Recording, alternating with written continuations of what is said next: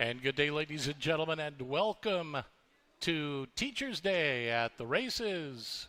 Today's track condition is fast. It's a fast track for today's racing. Here now are the changes, corrections, and scratches for this afternoon's racing program. First race today, a distance of 5 1/2 furlongs. There are no changes in the opener. In the second race, a distance of 6 furlongs, number 1 Fruit Loots has been scratched. Scratch number 1 Fruit Loots. Number 3 Nitro Boost will carry 1 pound over. In the third race today, a distance of 6 furlongs, number 7, Nan Elizabeth, will race with blinkers on. Blinkers on number 7. In the fourth race today, a distance of 6 1/2 furlongs. There are no changes in the fourth. In the fifth race today, a distance of 5 1/2 furlongs. There are no changes in the fifth. In the sixth race today, at 5 1/2 furlongs, there are no changes in race 6. In the seventh race, at 5 1/2 furlongs, number 3 Chase will carry 2 pounds over. 2 over for number 3 Chase. And in the eighth and final race today, a distance of 6 furlongs, there are no changes in the eighth and final. Those are the changes, corrections, and scratches for this afternoon's racing program. Post time coming up in 37 minutes. Up next, it's Handicapper's Corner.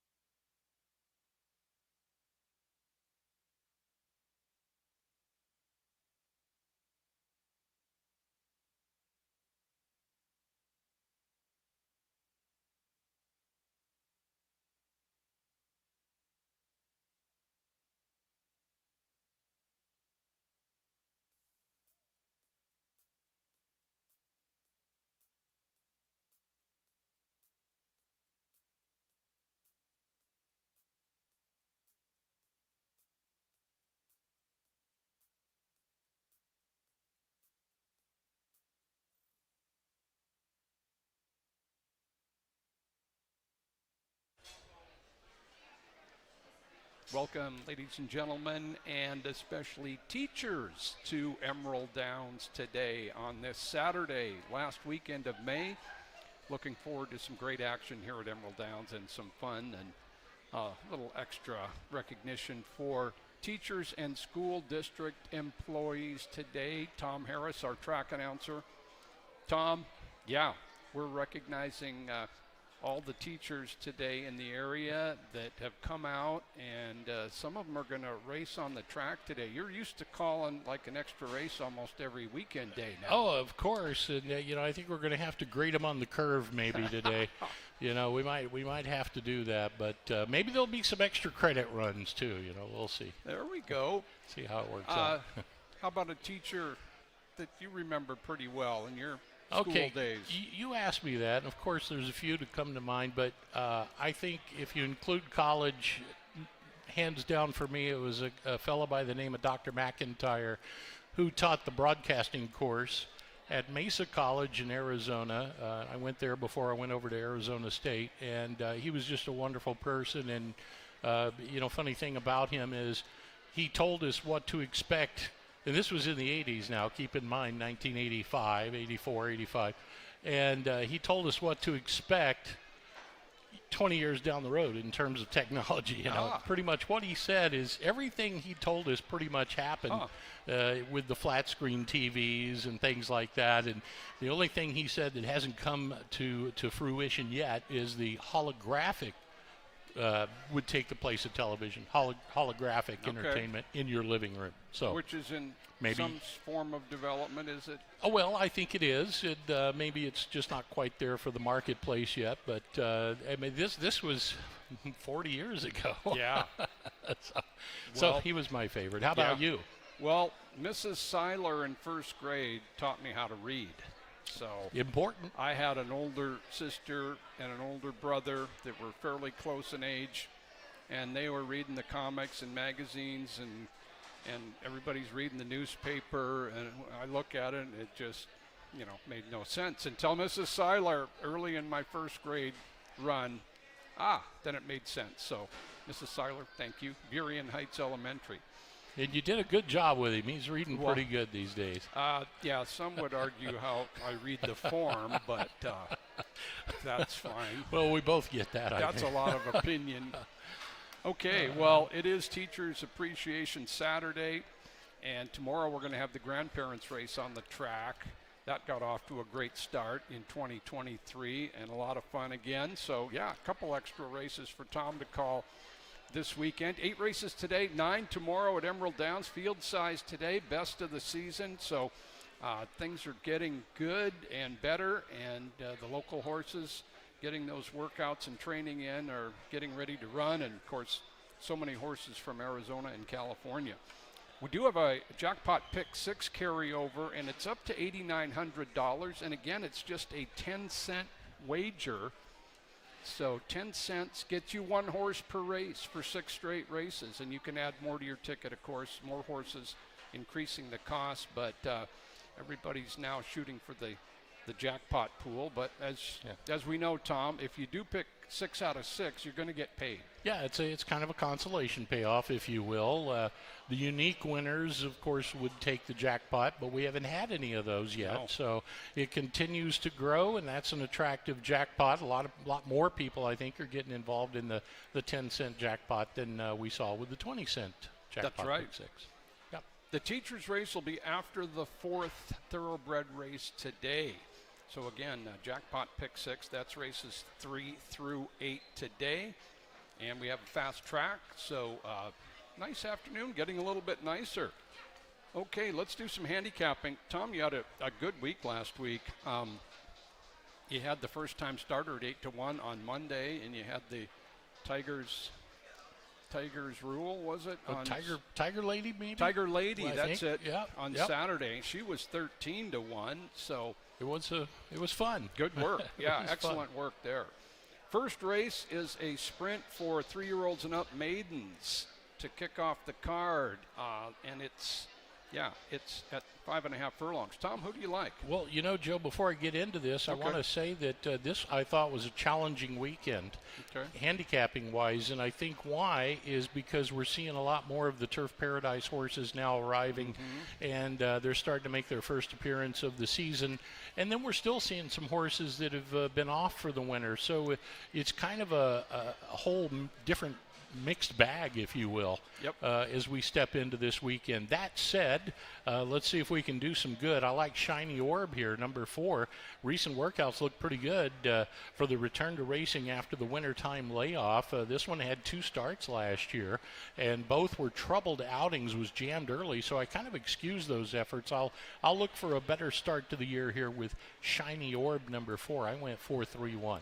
Okay, that's some good imagination there coming from the Tom Wenzel barn.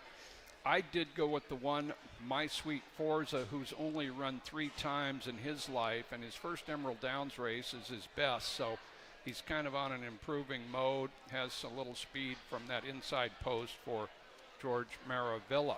Let's go to the second race, which comes after the first. Our one scratch off the program, that's number 1, Fruit Loots. Fruit Loots is out of race 2. So we've got 6 runners sprinting 6 furlongs. You know, that was my original pick too, was Fruit Loops. So that one out of the race, I go to Mr. Executive here, number 6, and Carlo Lopez to do the guiding. Mr. Executive seems to be one of the top rivals. He may even end up being favorite now. Well, he was favorite before at 5-2, but I think he could be a little heavier favorite. Although Mr. O just to the outside is going to get a lot of attention as well, I would imagine. So I went 6, 7, and 4 here in the second. Okay, yeah, Mr. Executive, very consistent. This is a non-winners of 2, of course. He's had little trouble picking up that second win, but boy, he's outrun a lot of horses here, especially last year. I did put him second. I did go Mr. O. He's a fast horse, and he's coming off a 6.5 race. It was a couple months ago. But any shortening for him is probably good. He's kind of the one-way type, just go to the lead and see how far you can take it. But he is pretty fast, so I'll take 7. Tom goes 6 in race 2. The third race does start that jackpot pick 6 wager, races 3 through 8. And it's a filly and mare sprint at 6 furlongs. I went to Nan Elizabeth, the 7 here, a patented closer who could get up here. Lenny Cicheron teams up with Jerry Coombe, who is the trainer here for Nan Elizabeth, and they put the blinkers on here today as well. 7, 1, and 6 for me in the third. I like her as well. She loves Emerald Downs. You know, she's run it, I counted them, 6 tracks other than Emerald Downs, and she's got only 2 wins among those 6 tracks. While she was tough here last year, she had a big year in 2023, and the speed horses in the third don't seem, you know, super reliable, dependable, and there's several of them, so they could contest the lead as well. We like Nan Elizabeth in the third. The fourth race starts our 50-cent pick 5, 3-year-olds and up, 6.5 furlongs, fillies and mares. You know, I know Army Knife's been pretty quiet in that first start, but I do like this horse. Blake Nunley will have the call here for Army Knife. That's going to be my top pick in this race. I think if this horse kicks into gear late, could certainly be a big threat. Class drop here today to go along with it. Chica Tigre, solid connections, I think very fitting here, and you get the rooster, Javier Matias, on board. He doesn't ride too many, so when he gets that opportunity, you know he's going to go for the gusto. Yeah. Well, check out Army Knife. Tom has been spot on those price plays, especially last weekend. So I did put Army Knife second behind Kir Royale, who is the morning line favorite. She's taken that big class drop, and she does have some speed. We saw her win her career debut here last year for Kay Cooper, and she's had an out, showed some good speed in that first start, and a drop in class today. Fifth race is the Teacher Appreciation Purse at 5.5 furlongs. It's a maiden special weight affair, and we got a couple of firsters. Number 5, Autofocus by Dialed In. Number 7, Midnight Tiger by Smiling Tiger. Tom? How about Lead the Charge, number Okay. 3? Lead the Charge looks tough among these at this distance. Trainer Blaine Wright going to send regular rider Silvio Amador, who's just had a fantastic season so far. Okay. Yeah, that horse figures highly, of course, off last year in his first start this year. Just narrowly beaten by Ole Surprise, who is going to be one of the favorites in our feature race today. I did go with the 7 Midnight Tiger, a first-time starter. A little bit of a stretch because, Lead the Charge can certainly run, and Star Travel has some talent. The ones that have run, they're going to get some backing. But Midnight Tigers by Smiling Tiger, who's been a great sire, especially here at Emerald Downs. Blaine Wright runner, and the first foal from a winning mare that made about 100,000. So I gave that horse a slight nod. Kevin Krigger up for Blaine Wright. Sixth race. The start of our last pick 3 on a Saturday. Non-winners of 2 for fillies and mares. Alluring Valentine, number 5 for me, coming into this one was very impressive as a maiden winner. Tries non-winners of 2 now for trainer Tim McKenna. Kevin Krigger has the call. Okay. Yeah, I put her, of course, in the money. She figures highly off that impressive first start at the meeting. I went with Flash That Smile, the 4, who ran into Maximum Sparkle, who ran away from everybody in that race. So, a good debut, a good Emerald Downs debut for Flash That Smile. I'll take her at 5.5. Let's go to the 7th race. And that allowance for 3-year-olds. We saw many of our top divisions in action last weekend. Aloha Breeze, See That Tiger, Bellotti won. Some of the youngsters taking on the older horses too, and so and representing themselves well, I might add. This 7th race, I go to Ole Surprise, the 2 horse.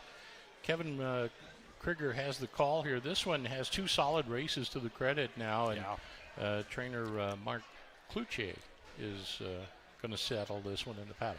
No problem with your pronunciation. I don't know about that. Well, you work hard on those, and you're usually right. So that's the way I'd say it, and that's the way Mark says it. Well, and that's if important. That's the way he says it, then we're golden. Yeah.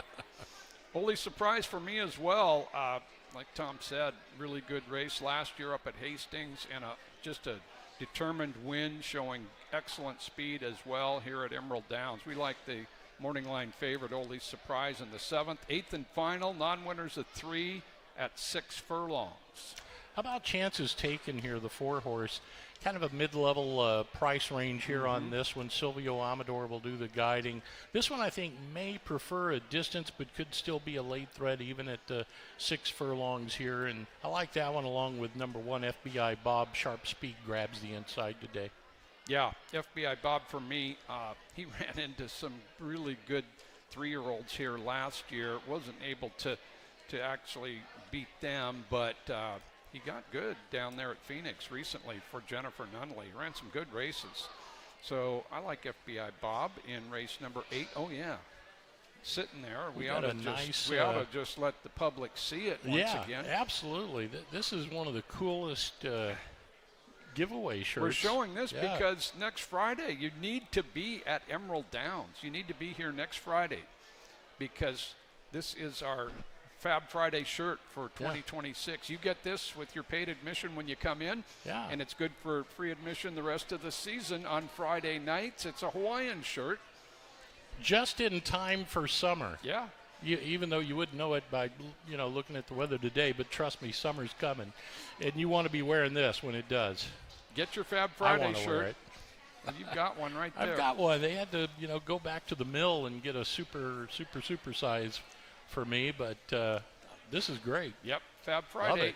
This coming Friday, June 5th. First race, 7 p.m. And we have a celebrity to sing the national anthem for us today. Little Kennedy Cullinane, 12-year-old from Tacoma. She's got quite a resume, so we're looking forward to that. She'll join us here shortly. Looking forward to that. Okay, just 20 minutes or so from racing at Emerald Downs.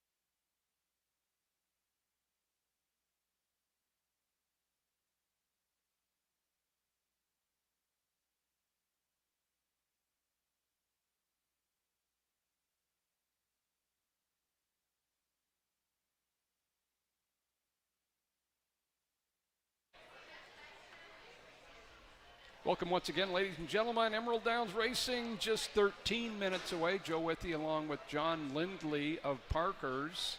Welcome, John. Yeah, a nice day today. A couple of bigger fields this weekend. 9 races tomorrow. And, last weekend was pretty cool. We saw Aloha Breeze and See the Tiger dominate their competition. Of course, some other horses, too, that'll be coming back in our first stakes race, which isn't that far away.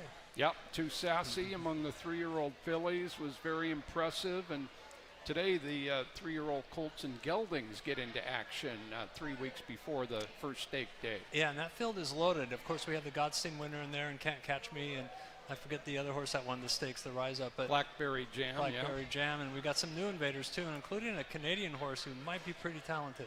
Yeah. Okay, well, it's Teachers Appreciation Day here at Emerald Downs again. The teachers can race after our 4th thoroughbred race, and that is free to do. And, we might get some runbacks tomorrow on Grandparents' Day. Yeah, That's possible. Go for the daily double. Yeah.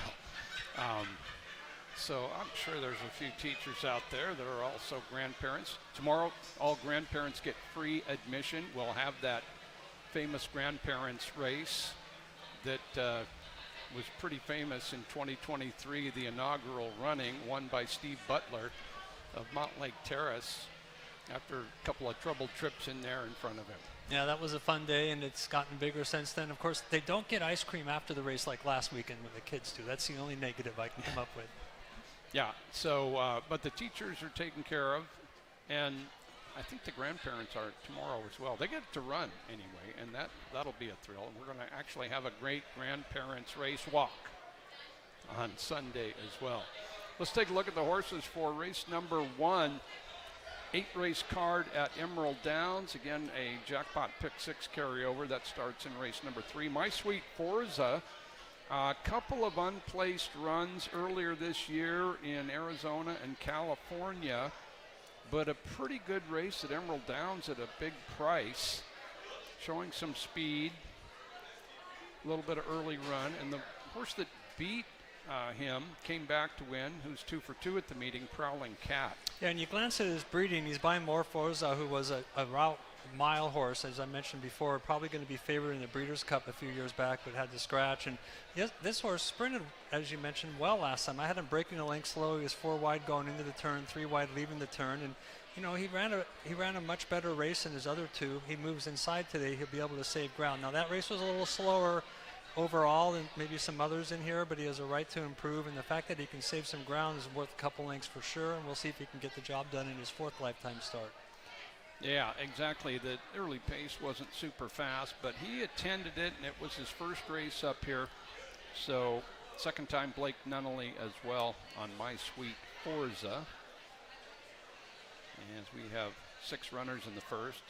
Amaciata is number 2. Amaciata, son of Pontiff, is also making his 2nd Emerald Downs start, and he does come out of that same race in which My Sweet Forza was 2nd. Yeah, and in that race, he was in the 1 hole. I had him bobbling just a little bit at the start. It wasn't a big deal, but it cost him a little. Rushed up to force a pace and got a little tired, but it was a much improved effort over his Turf Paradise efforts. He's going to have to improve more, of course, but maidens will do that, and we'll see if he can get out of the gate cleanly and be up again and hang on a little longer. Amaciata with Talia Taimantois for trainer Doug Carlson. There he is, Washington bred.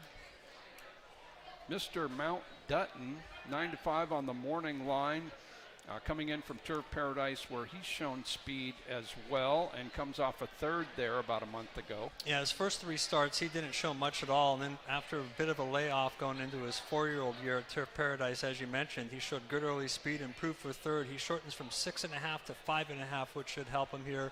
He might be a step quicker than the horses inside him. It's kind of hard to tell, but we'll see if that's the case. But definitely a big effort last time. The repeat effort's going to make him be tough.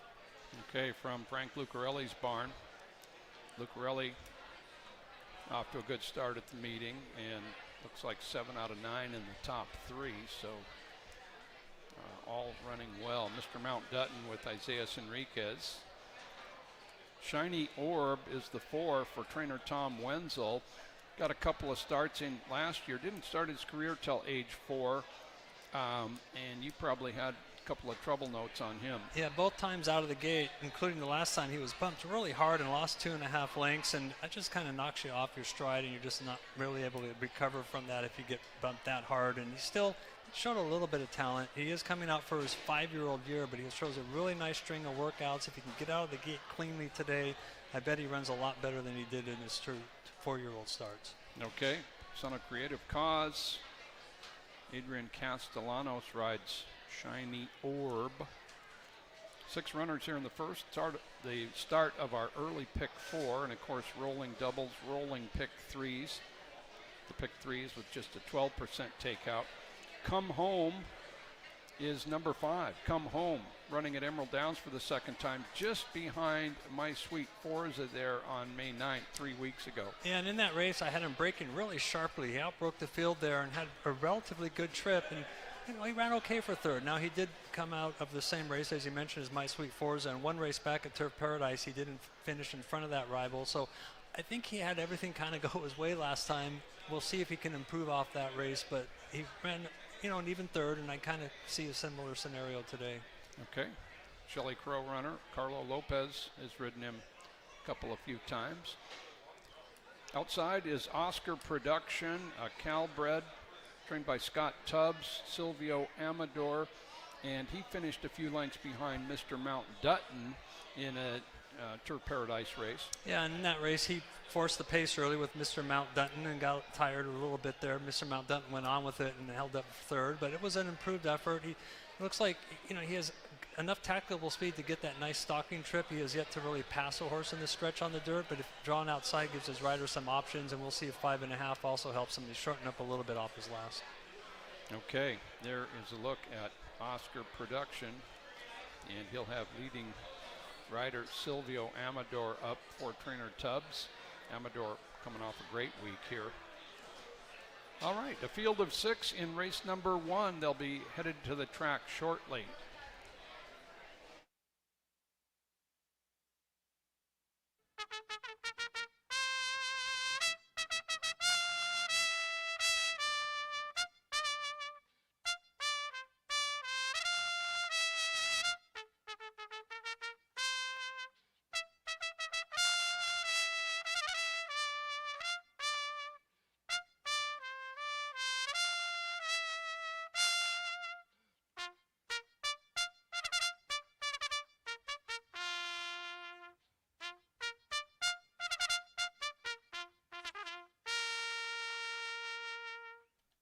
As Dan Harrington's called a post for the first race today. The first race is the Pepsi Purse at 5 1/2 furlongs. It's a maiden claiming event, purse of $8,500 for maiden 3-year-olds and upward. They'll arrive at the gate in 5 minutes, post time in 5.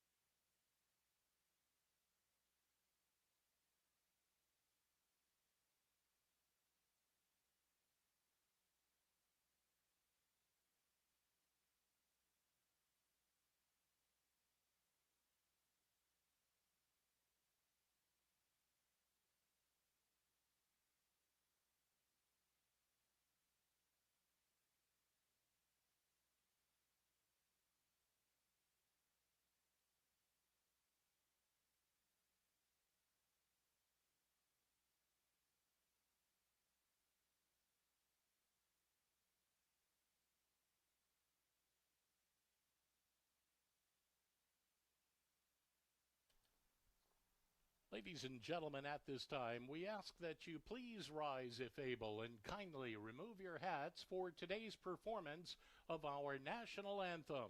Today we welcome Kennedy Cullinane, a 12-year-old singer and actor from Tacoma. She most recently starred in Annie with the St. Luke's Theater Company and is passionate about performing on stage, screen, and in animation. Ladies and gentlemen, please welcome Kennedy Cullinane for our national anthem. Oh, say, can you see by the dawn's early light what so proudly we held at the twilight's last gleaming, whose broad stripes and bright stars through the perilous fight o'er the ramparts we watched were so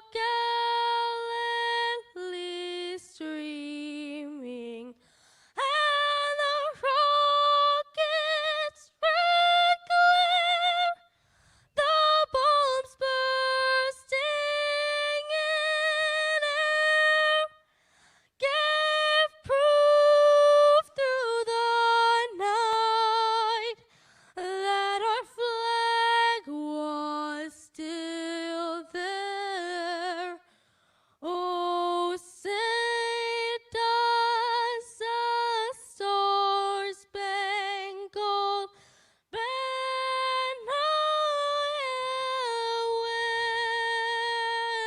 wave for the land of the free and the home of the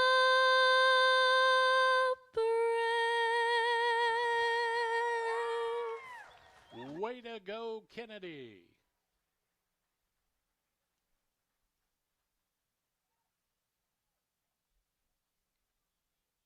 Ladies and gentlemen, today the flag flies at half-staff in memory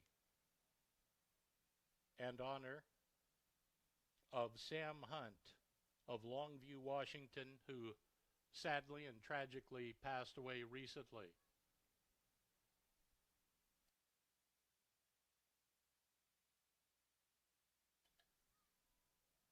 Once again, the flag's at half-staff.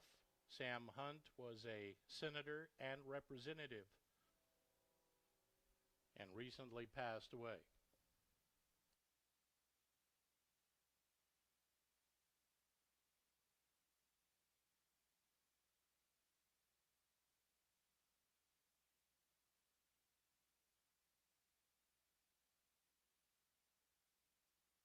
Okay, racing imminent here at Emerald Downs on day number 9. The first race is a maiden race for 3-year-olds and up, 5.5 furlongs. And Tom Harris, our track announcer, first to make a selection. Tom?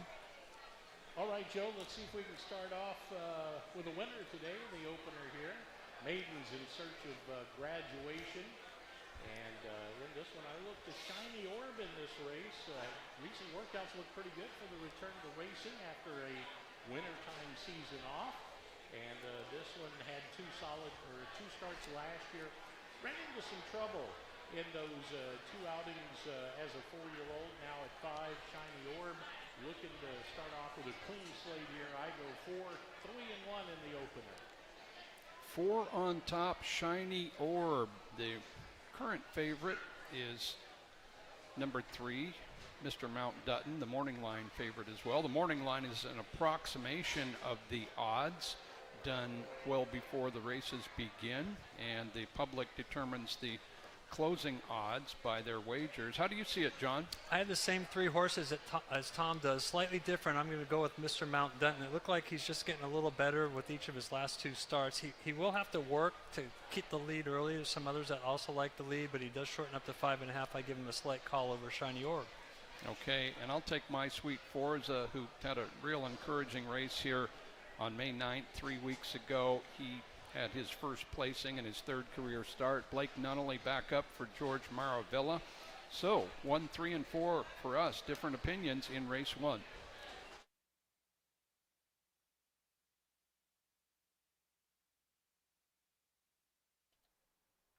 And the horses have reached the starting gate. Post time for the first.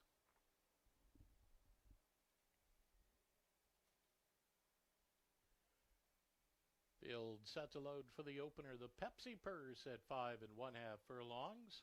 My Sweet Forza settled away. Amaciata steps right into the gate. Here goes Mr. Mount Dutton now to join them. Shiny Orb, next one up.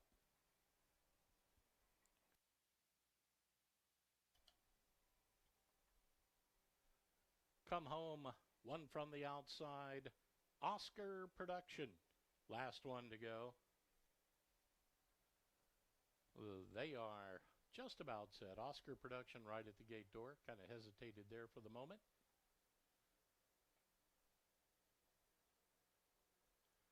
Gate crew gets a handle on that one. Now they're set.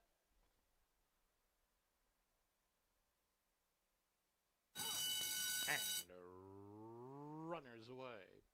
Good start for Shiny Orb from between horses. Oscar Production kicks on towards the outside. Mr. Mount Dutton is right there, one from the rail, moving through My Sweet Forza. Rallies at the inside to take the lead now. 2.5 to Come Home. Amaciata's at the tail, less than a half mile away. They race for the far turn. My Sweet Forza just in front. Mr. Mount Dutton is right there with Oscar Production. The lead trio, 2 clear of Shiny Orb. Back of that, still 2 more to Amaciata and Come Home. They've just over a quarter mile to go as they run to the top of the stretch. And at the inside, My Sweet Forza comes off the turn a length in front.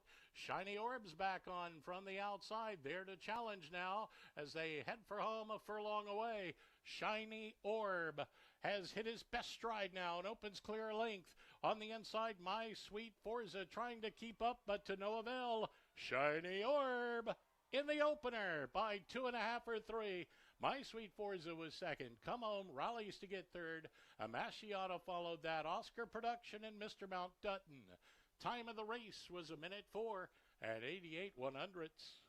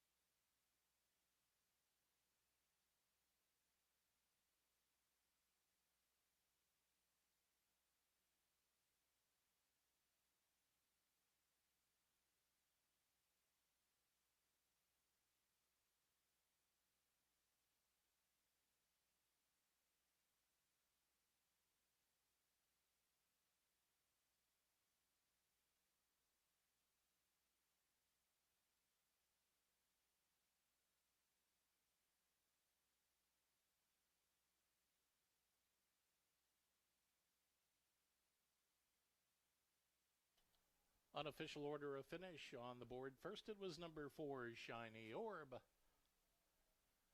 Finishing second, number 1, My Sweet Forza. Third came number 5, Come Home. And fourth, number 2, Amaciata. Running time of the race, 1:04 and 88 100ths. The first race today was the Pepsi Purse.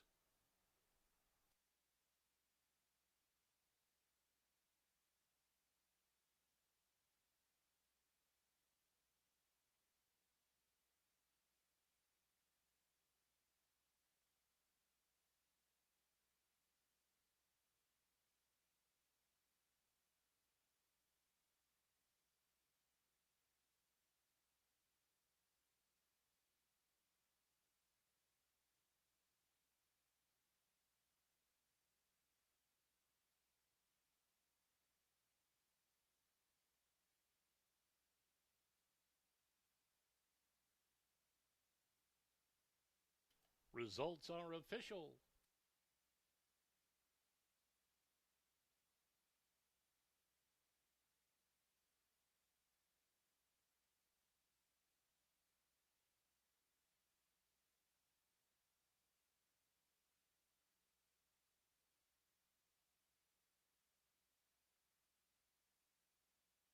Into the Michelob Ultra winner's circle, it's Shiny Orb. He's owned by Round Table Stable, trained by Tom Wenzel. Ridden to victory by Adrian Castellanos. A 5-year-old chestnut gelding by Creative Cause from Malachio. She was sired by Orb. Bred in Kentucky by Brereton C. Jones.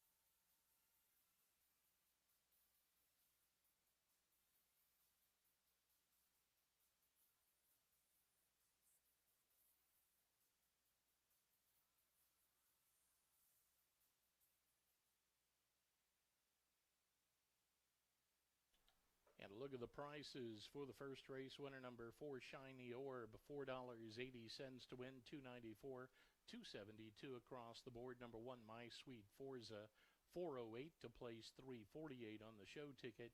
Number 5, Come Home, $3.34 to show. The winning exacta, $11.50. 50-cent trifecta returns $13.64, and the 10-cent super, $10.38.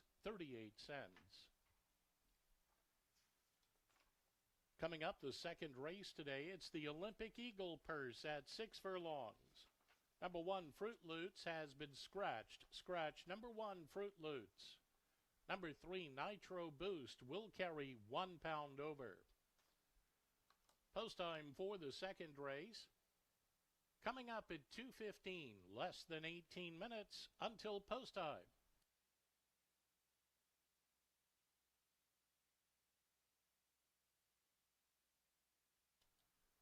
Race fans, today is Teacher Appreciation Day. All teachers and school employees are invited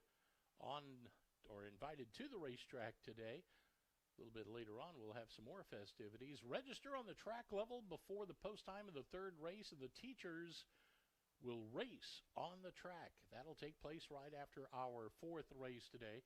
All participants will receive a $25 Emerald Downs gift card. Teacher Appreciation Day with the teacher race coming up after the fourth race today.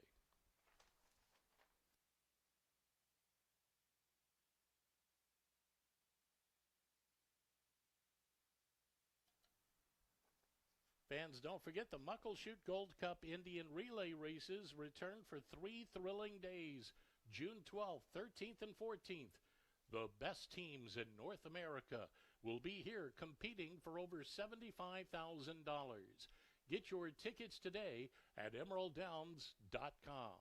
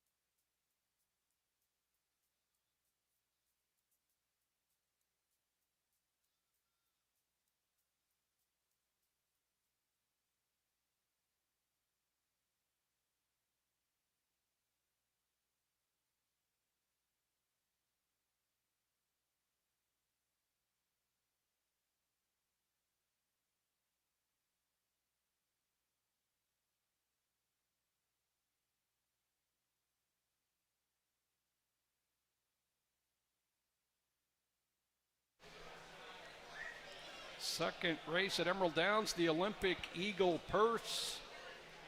And a field of 6 to sprint 6 furlongs. Non-winners of 2 races lifetime. 3-year-olds and up. And it's Teacher Appreciation Day. Once again, welcome to all teachers and school district employees to Emerald Downs today. And they're going to get a chance to run on the track after race number 4. Here's some thoroughbreds to run on the track. In race 2, 40 Shades of Tiger. Scratch number 1, by the way. Number 1, Fruit Loots, not racing today. 40 Shades of Tiger comes off his first start at the current meeting. He had some really good efforts at a mile. This is shorter, John.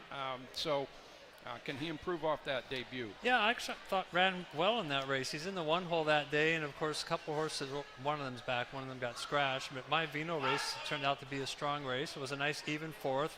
He appears, as you mentioned, to like a little longer race, and he's going to have to improve, but it was his first start as a 4-year-old. He's a horse that is bred to get better, and you know, he's got good better with age, and he's got good sprint breeding also, so we'll see if he can improve enough and turn the tables on a couple others in here. Okay, 40 Shades of Tiger from trainer Jesse Velasquez. Jose Rodriguez aboard, who Rodriguez did ride him 3 weeks ago. Number 3 is Nitro Boost. Nitro Boost made his career debut at Emerald Downs last year as a 2-year-old, and then went down to Arizona where he had a couple decent races from off the pace, culminating in a maiden victory in March 2 months ago. So he hasn't raced since then, but so far so good. Yeah, you look at his form, as you mentioned, he ran okay. He was kind of running against much tougher connections. Tried to route him, he didn't route well, so they said, okay, let's put him in a race where he can win, and he went off 3-2 that day, dropped down after being dropped down in price, and was able to, you know, kind of get a perfect trip there and get a nice score there. He's had some time off, but not too much time off, and he is a Barkley, and he's by Exit 60 Slew, who is mentioned has a pretty good record here, and a decent workout. Now he's going to probably have to improve because he's facing winners, and a couple of the outside horses look faster than him, but he's only had 7 starts. You don't see too many 3-year-olds facing older, you know, in May and doing well, but we're getting towards midsummer soon. We'll see if he can compete here. Okay, yeah, as you mentioned, a couple works at Emerald Downs. Morning workouts. There's Nitro Boost out of Exit 60 Slew. Won a Washington Cup race a few years back. She did. Tiger's Son is number 4 for trainer Hilario Perez. Alex Cruz has the mount, and he's been off about 9 months. We saw him here at Emerald Downs in the summer of 25 several times, with several in the money runs. Yeah, he ran well in May and June of last year, and then at the end of the year had a second in August, and September was kind of flat, looked like he needed a race, and shows consistent workouts, you know, 3-4 furlongs and then 3-5 furlong workouts. Has some tactical speed, and it looks just like the right level for him. You know, it's an 8 non-winners a 2, and it kind of fits where he's going. And he's got a nice stalking style, and he does give a couple other horses have had a start in front of him, but he's also got a little bit of early speed, so you know he's going to be in contention right from the get-go.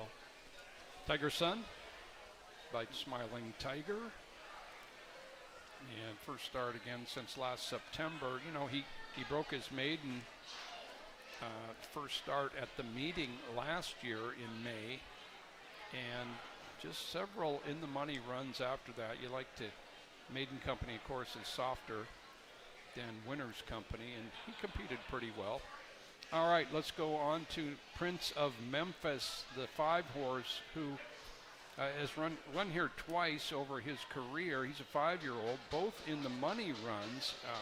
He's coming off those races in Phoenix. Yeah, and I noticed that what you just said, he ran at Emerald and ran well twice, because after the Emerald races, he went down to Oregon and was able to break his maiden there, and actually broke his maiden twice because he got disqualified once. And then he had a bit of a break, went to Turf Paradise, ran evenly in some sprints, and ran a couple big turf route races, and then last race kind of was flat there. But it looks like dirt sprinting, he's done just as well, and his numbers are right with some other horses here, and he also has tactical speed. A lot of people might look his way. Yeah. James Gilmore runner with Alyssa Morales aboard the 5. There he is, Prince of Memphis. Oregon bred by Coastal Storm, a Stormcat stallion. Mr. Executive, he figures in there most every time he runs, and most every time he runs, he outruns a lot of foes. Yeah, his first start last year was a huge effort, and I thought last race coming off his first start again, he might run huge again, but he just kind of ran evenly. He just ran third all the way around the track. He was wide. He did come back with a nice workout, so maybe he just might have needed a race, and he has some, as you mentioned, some big efforts where he was second to some pretty sharp horses. He's going to be favored off that last race. We'll see if he can get the job done in his 19th start. He's got one win in 18. We'll see if he can double that today. Yeah. And there's Mr. O, number 7 for Kendra Lyons off a recent claim. Silvio Amador, our leading rider, takes the mount on a horse with pretty good speed. Just a short break from racing in Phoenix, where he ran second at 6.5 furlongs last time out. On the track for race 2.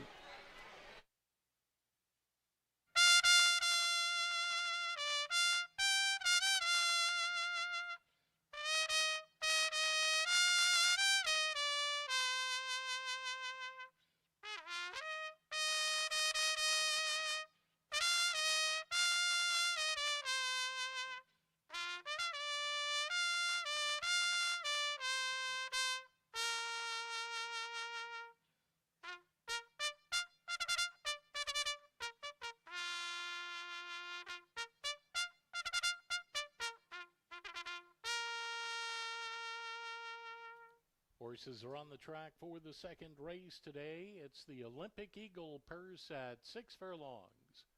Claiming event, purse of $11,000 for 3-year-olds and upward. Reminder that number 1 Fruit Loots has been scratched. Scratch number 1 Fruit Loots. Post time coming up in just 5 minutes. 5 minutes to post.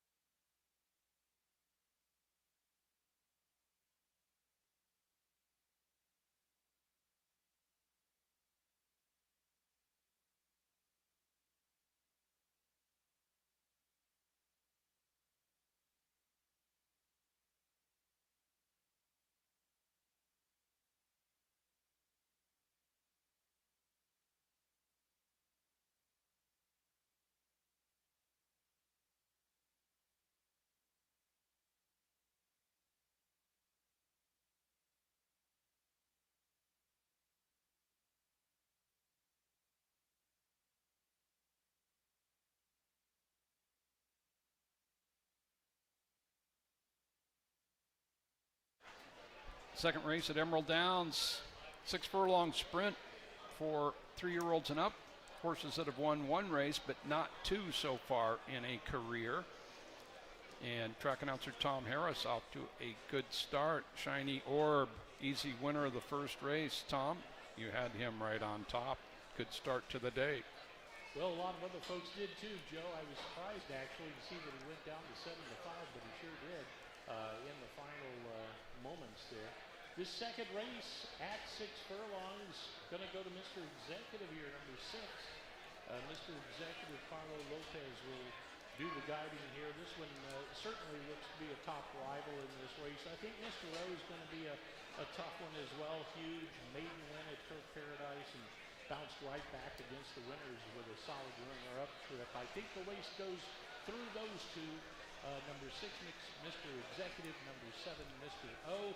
6, 7, and 4 for me in the second. Fair enough. Mr. Executive got that second career victory at one point last August, but was disqualified. So he's trying again, and as we've said, a lot of strong efforts from him. Yeah, he's always right there, it seems, and when he does get beat, it's usually because somebody just ran huge against him, and I'm hoping that's the case again. I'm going to go the opposite of Tom. I'm going to go with number 7, Mr. O.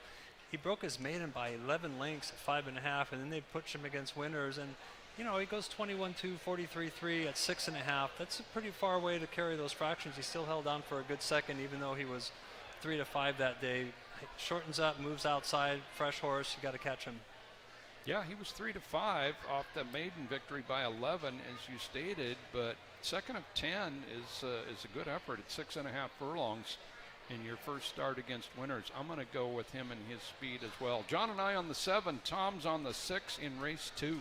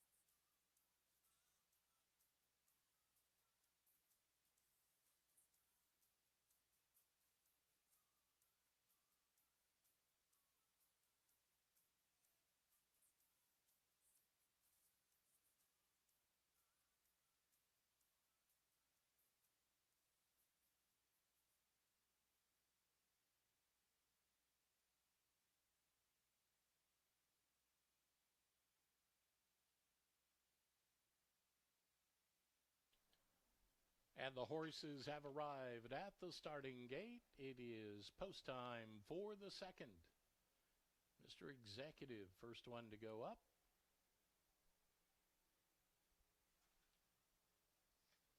Six furlongs here in the Olympic Eagle purse. 40 Shades of Tiger standing by. Now heads to the mark.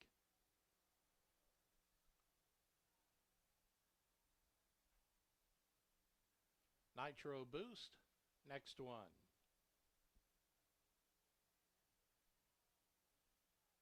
Tiger's son to join them. Here comes Prince of Memphis. One to go, that's Mr. O.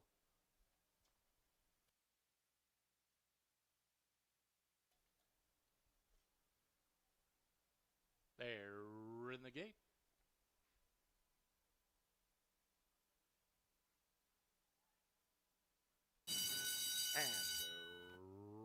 runners away. Mr. O broke smartly, so did Mr. Executive and Prince of Memphis right there.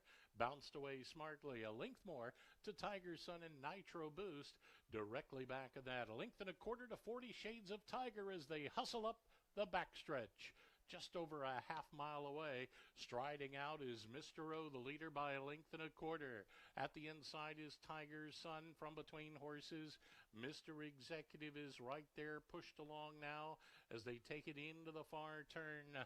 Prince of Memphis racing there as well. There's a span of 3 to Nitro Boost. Shuffled second last in 40 Shades of Tiger, and they're a quarter mile away. Mr. O leads it by 2.5 at the top of the stretch, and they round the turn and run for home, and Mr. O kicks off the turn cleared 2.5. Chased by Prince of Memphis, and on the inside, Tiger Sun. Middle of the racetrack, Mr. Executive back on, but out front, Mr. O and Silvio Amador cruising home. They'll win it by 4. The race for second, Prince of Memphis from Mr. Executive. Tiger Sun followed third last. Nitro Boost and 40 Shades of Tiger. They stopped the clock in 1:09 and 73/100ths.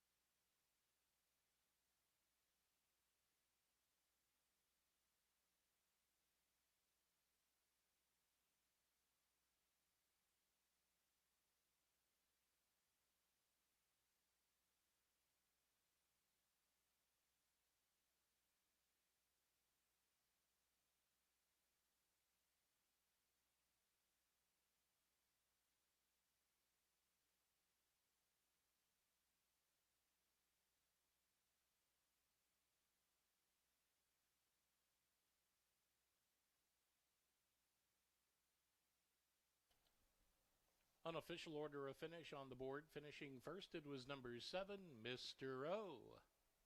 Second was number 5, Prince of Memphis. Third came number 6, Mr. Executive. And fourth, number 4, Tiger Sun. Running time of the race, 1:09 and 73/100ths. Second race today was the Olympic Eagle Purse.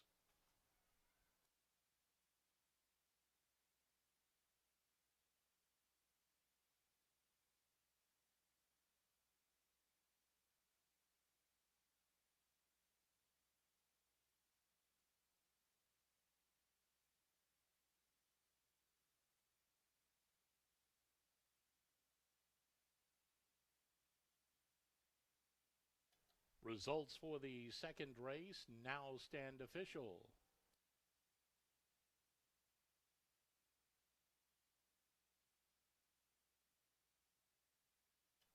The official winner, number 7, Mr. O.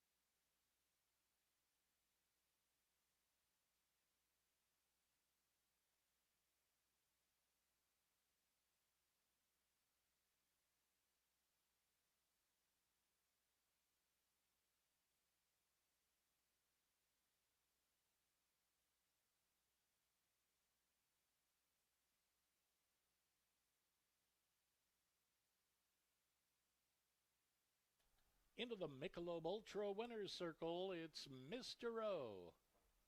He's owned and trained by Kendra Lyons, ridden to victory by Silvio Amador. A 5-year-old chestnut gelding by Smiling Tiger. From Bold Mystique, she was sired by Bold Badget. Bred in California by Rusty Brown.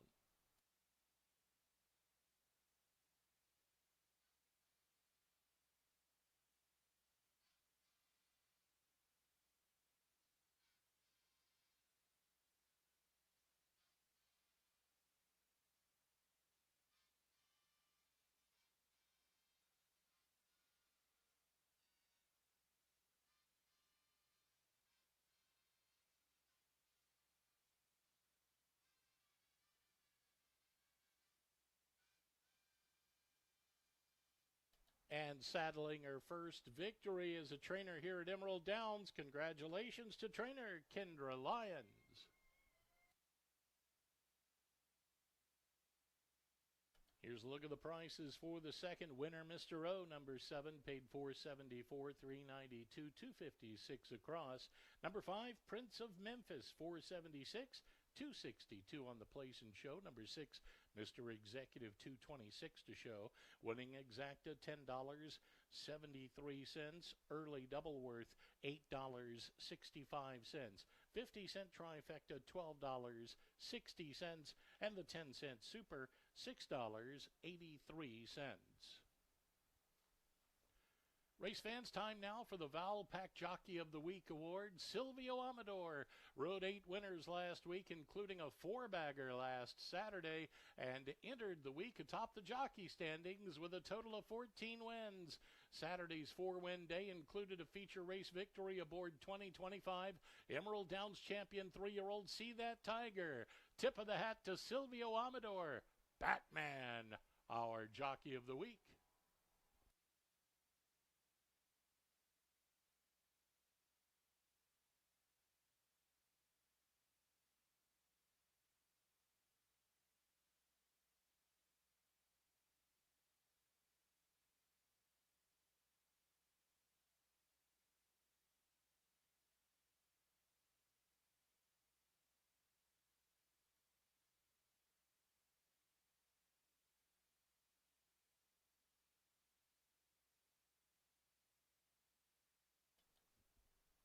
Coming up the third race today. Today's third race is the Budweiser Purse at 6 furlongs. Number 7, Nan Elizabeth, will race with blinkers on. Blinkers on, number 7, Nan Elizabeth. Post time for the third race coming up at 2:42. 16 minutes until post time.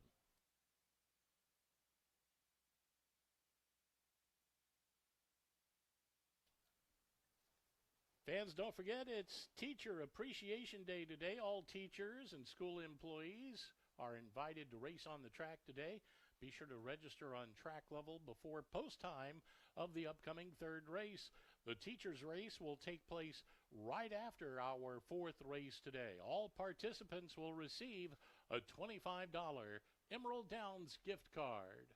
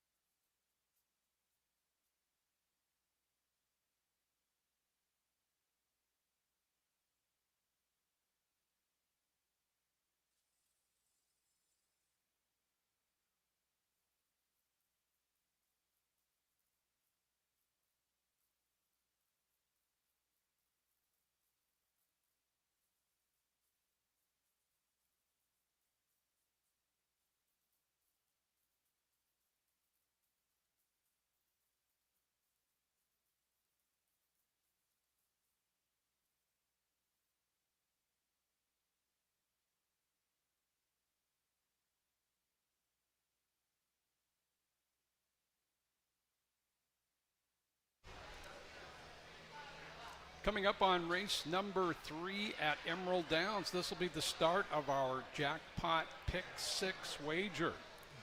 Yep, use your numbers, use your handicapping. 10 cents gets you 1 horse per race over the final 6 races. And there is a carryover.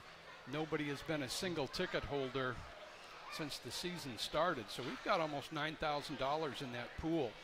So for just 10 cents, 1 horse per race, you can add more horses per race, of course, on your ticket, increasing it in those 10-cent increments. And then if you don't win, you can get a free shirt, or basically for admission next Friday, June 5th. It's our first Fab Friday here at Emerald Downs. This coming Friday, June 5th, first race 7 p.m. Here it is.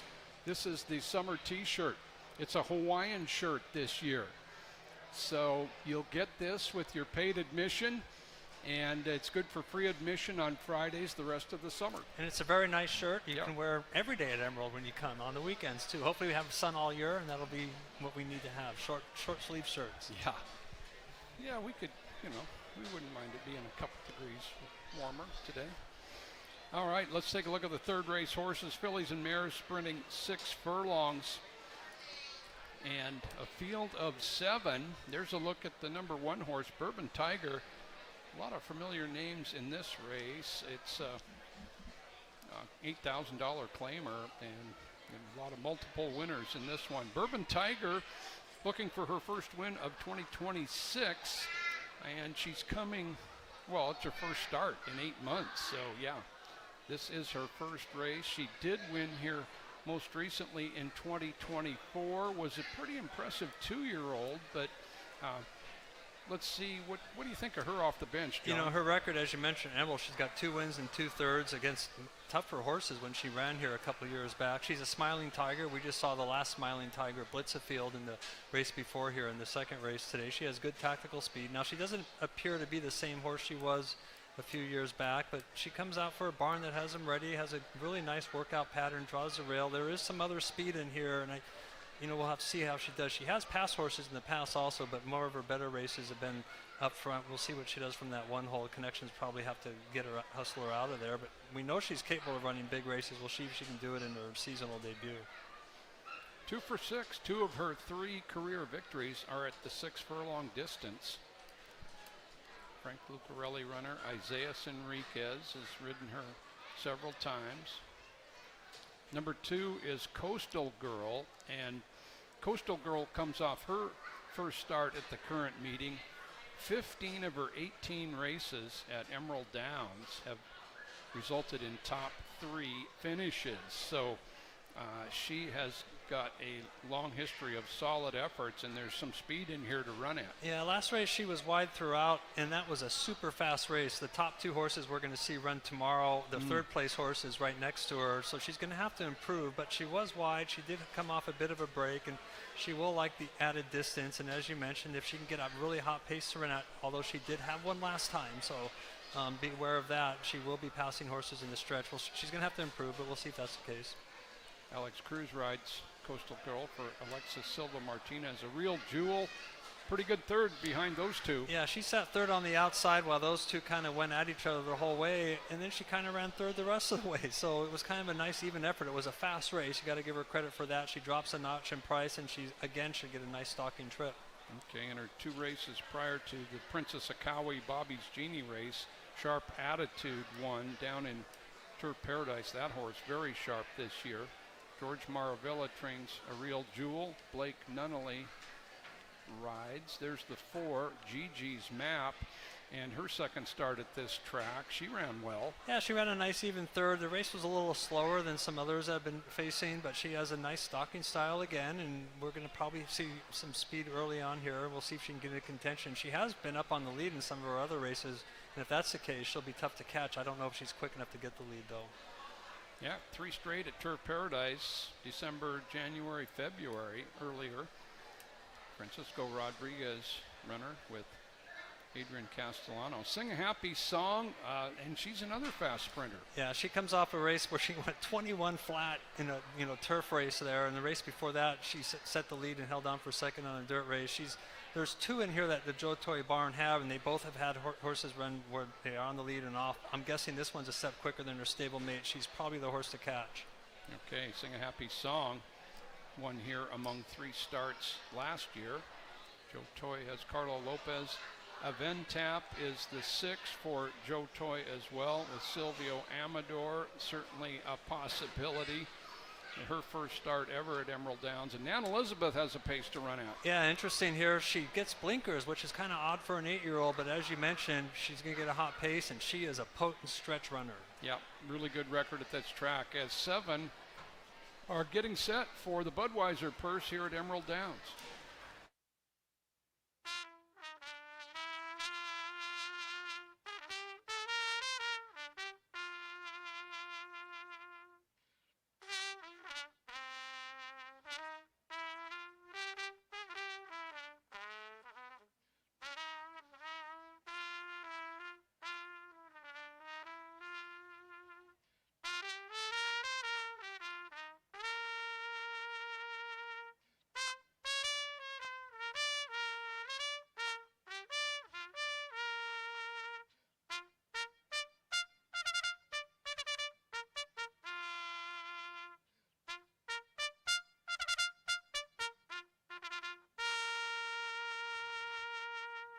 Horses on the track for the third race today. It's the Budweiser purse at 6 furlongs. A claiming event purse of $13,000 for fillies and mares, 3-year-olds and upward. Reminder that number 7, Nan Elizabeth, will race with blinkers on number 7. Post time coming up in 5 minutes.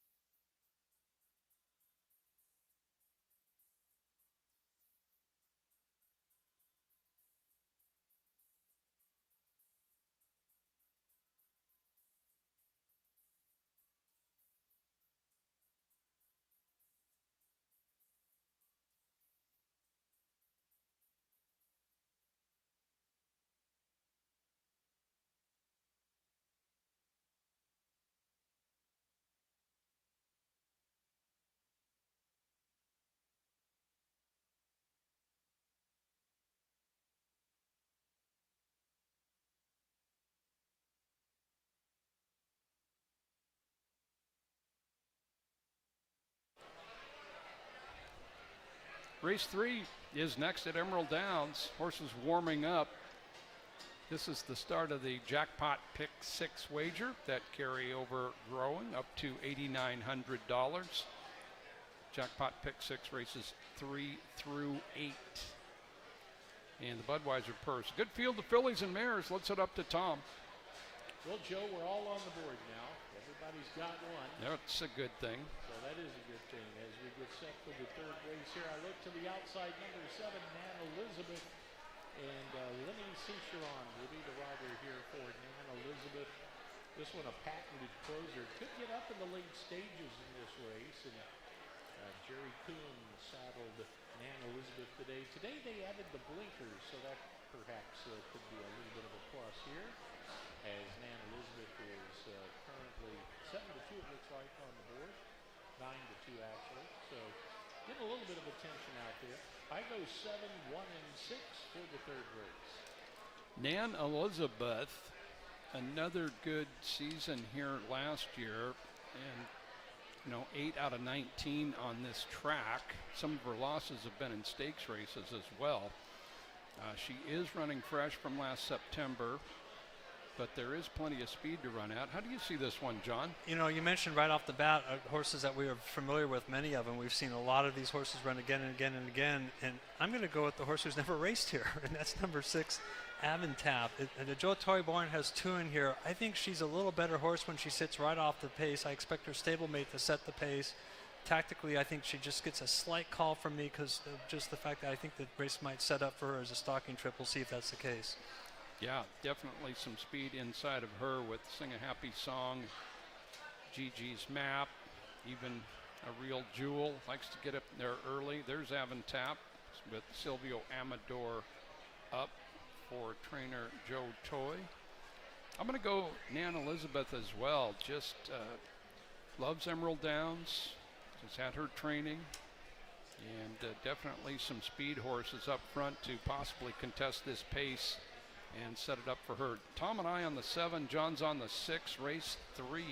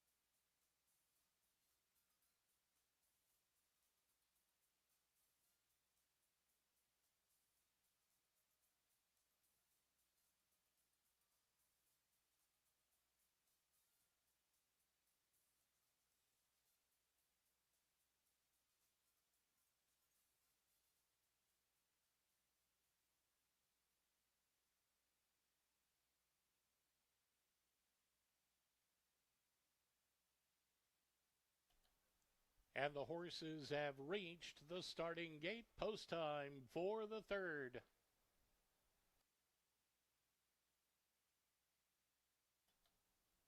And they're set to load for the Budweiser purse at 6 furlongs. Coastal Girl to the mark and a Real Jewel. Looks it over.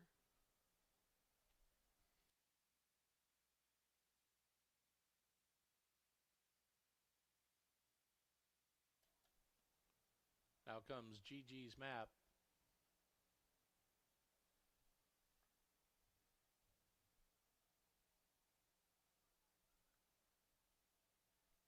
Sing a Happy Song. Calmly strolls to the gate. Now joined by Avantap, 1 from the outside. Nan Elizabeth. 1 to go, Bourbon Tiger.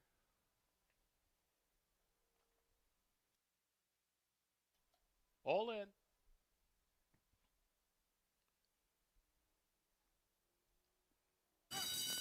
And runners away. And it was a good start for a Real Jewel, prompted from between horses. Sing a Happy Song is quickly up to engage. Moving through comes Bourbon Tiger along the rail as they battle for the lead here in the early stages. Will drop back 3 to Aventap, 3 off the rail from the outside. Moving through at the inside comes Coastal Girl. Gigi's Map splits that pair, and 2 to Nan Elizabeth as they take it into the far turn after a sizzling fraction of 21.92. Midway around the turn they go. Bourbon Tiger at the inside, just in front. Sing a Happy Song is poised on the outside. Racing a snug second. Those two move together to the top of the stretch, and they round the turn and head for home. Sing a Happy Song the outside. Bourbon Tiger from between horses moving through it. The inside, a Real Jewel takes off now. Middle of the racetrack. Here comes Nan Elizabeth on the charge, but a Real Jewel's opening daylight. A Real Jewel indeed. Winner by 4. On the inside, Coastal Girl second. Nan Elizabeth third. Back to Gigi's Map with Bourbon Tiger. Sing a Happy Song and Aventap. Time of the race, 1:09 and 75/100ths.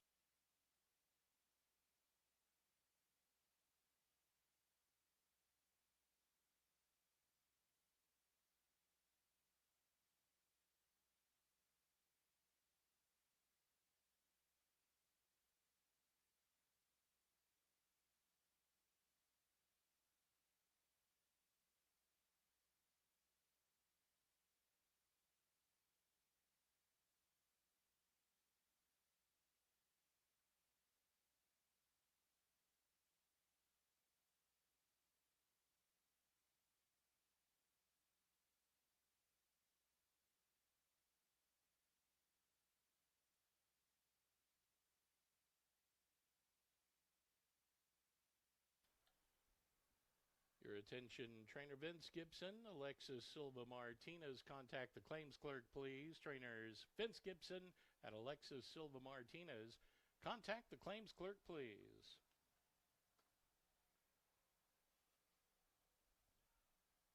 First 2 finishers on the board. There is a photo for the show position. Finishing first, it was number 3, a Real Jewel. Second was number 2, Coastal Girl, a photo on the show. Running time of the race, 1:09 and 75/100ths.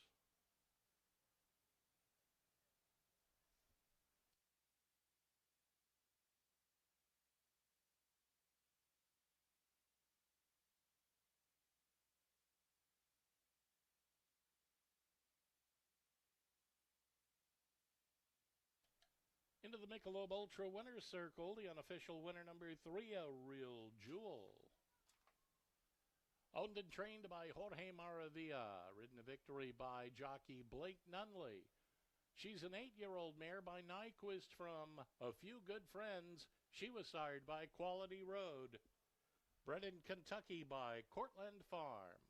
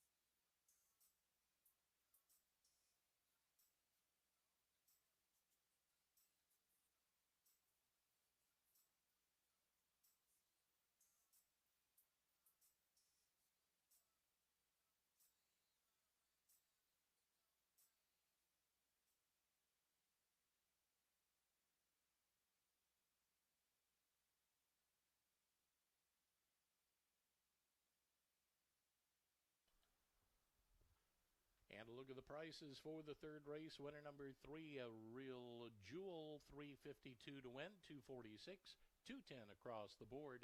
Number 2, Coastal Girl, $9.84 to place, $4.94 to show. Third, number 7, Nan Elizabeth, $3.50 to show. Winning Exacta, $11.49.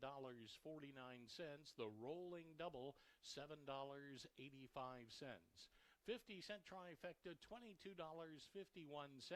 The 10-cent super, $18.18. Winning pick 3, $8.15.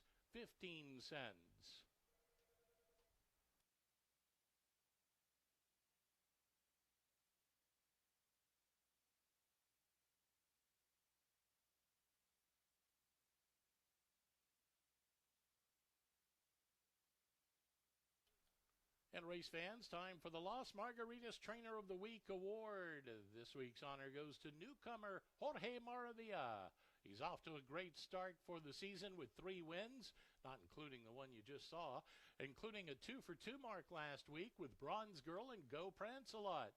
Tip of the hat to Jorge Maravilla, our Trainer of the Week.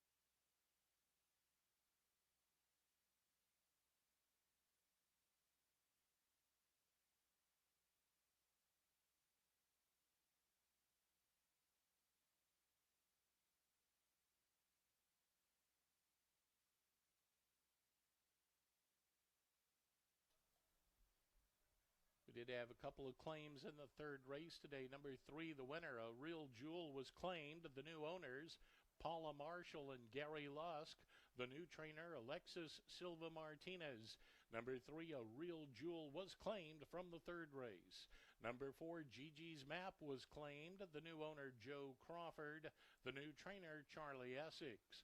Number 4, Gigi's Map, claimed from the third race. Coming up in the fourth race today, the Tumwater PE Department Purse at 6 1/2 furlongs. No changes in the fourth race. Post time coming up at 3:08. 15 minutes until post time.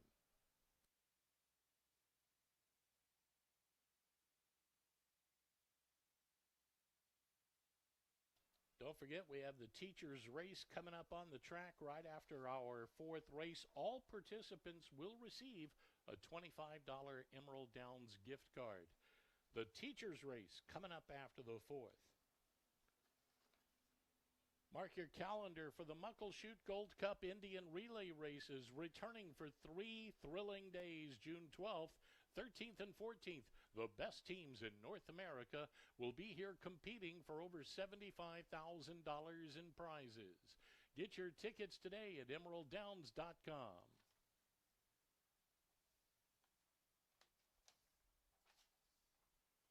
And tomorrow's Grandparents' Day with free admission for all grandparents. It's also the day we have the world-famous grandparents race on the track. This year we have 3 races, one for grandmas, one for grandpas, and the new great-grandparents race. Post time 1:50 tomorrow. Gates open at 12:20. Grandparents' Day tomorrow.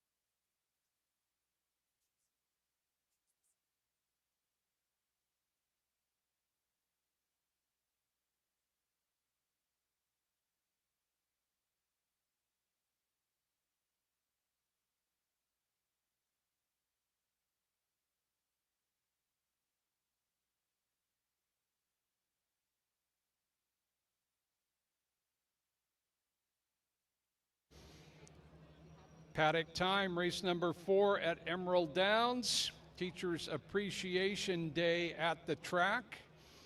And with me before race 4, trainer Blaine Wright. After race 4, teachers on the track racing. But Blaine's got some thoroughbreds involved, and I prepped him on a little teacher info as well. But Chica Tigre in here, Blaine, first time at Emerald Downs. Tell us about her.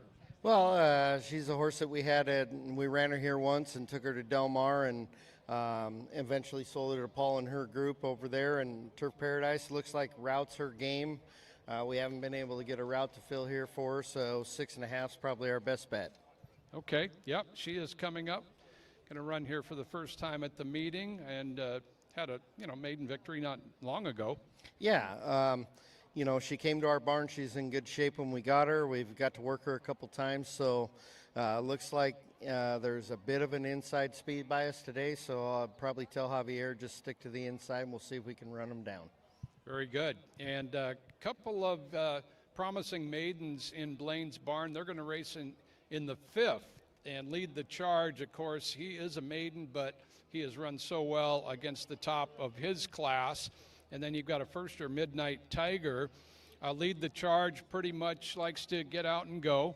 Yeah, he hasn't done much wrong. He's been the bridesmaid a couple times. Obviously, he's coming into this race good. He had a good work last week. He needs to take a step forward and solidify himself as a good 3-year-old, and we'll see if we can get to the stakes company with him. Yeah, by Take Charge Indy, and of course he did run a big race in the Gottstein last year out of that outstanding race mare that you trained, Bella Mia. So yeah, all in front of him, and he certainly has run well. How about Midnight Tiger, the first-time starter?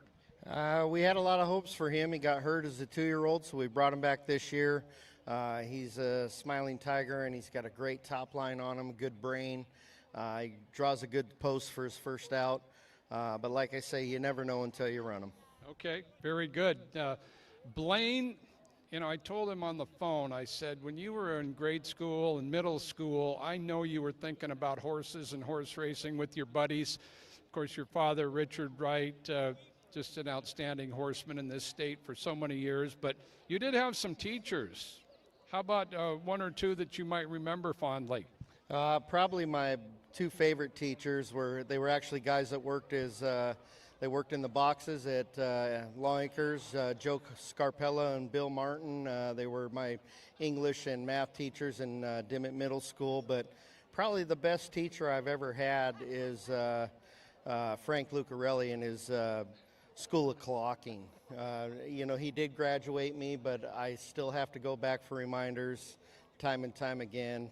In all fairness, Frank's a great friend of mine, certainly a great family man, and I really enjoy being around him. Very good. Yeah. So Frank Lucarelli with teaching status as well as our top all-time trainer. But Bill Martin and Joe Scarpello, remember those guys well. Nice words for them. Yeah, thanks so much. Thank you, Blaine. Good luck in the 4th and 5th today. Thank you so much. You bet. Teachers Appreciation Day. John, I didn't ask you this year yet about a teacher you remember. I think you've told a story or two in the past. I think a lot of people remember I had Ray Ramsey as a teacher back in journalism a long, long time ago. And, he was very colorful. In fact, he would wear outfits that would challenge Liberace. But he was a fun guy. And then, of course, he was at Longacres a lot.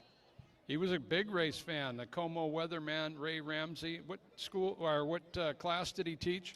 Journalism, surprisingly, but he was actually really entertaining and fun. And then 5 years later, when I started going to Longacres, there he is. Yeah, Ray Ramsey, a lot of personality in John Lindley's past. Okay, we're going to talk more about these horses when we make our selections. Fillies and mares, it's a non-winners of 2 condition at 6.5 furlongs, the start of the 50-cent pick 5.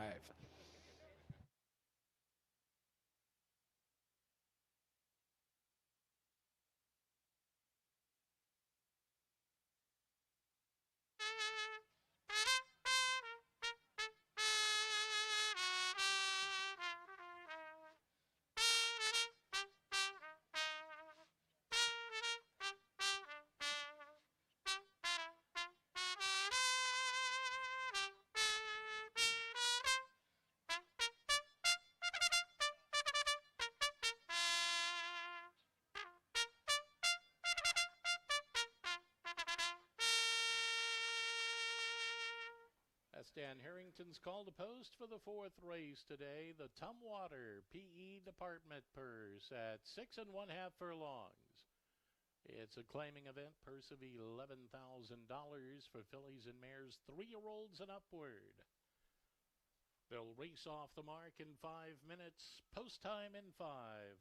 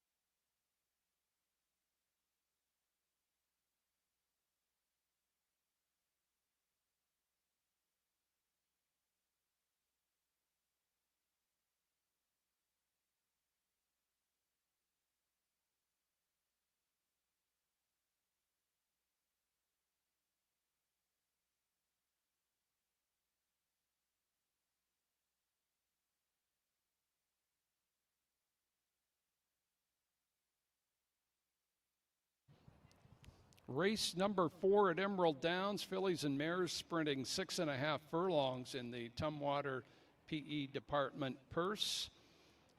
So let us enjoy the 4th, the start of our 50-cent pick 5 wager. And after the 4th, we'll have teachers on the track. Let's go up to Tom for his selection in race 4. Hey, when I race tomorrow, it's going to be called the Tumble Water down the stretch.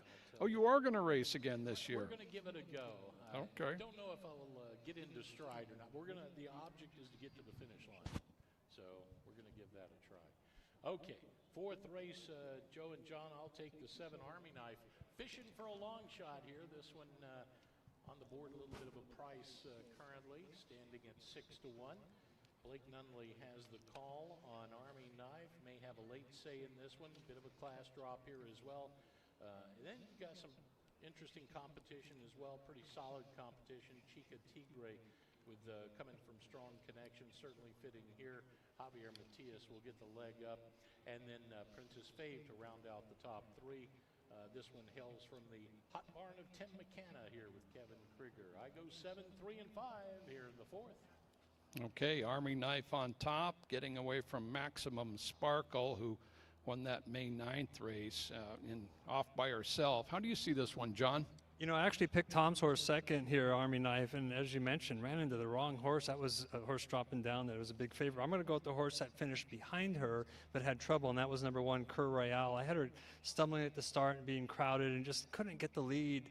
You know, she won her debut at 32 to 1, and she just hasn't ever been able to repeat that. I'm hoping today she gets out of the gate cleanly, gets up on the lead, and we'll see if that debut is a fluke and she goes wire to wire.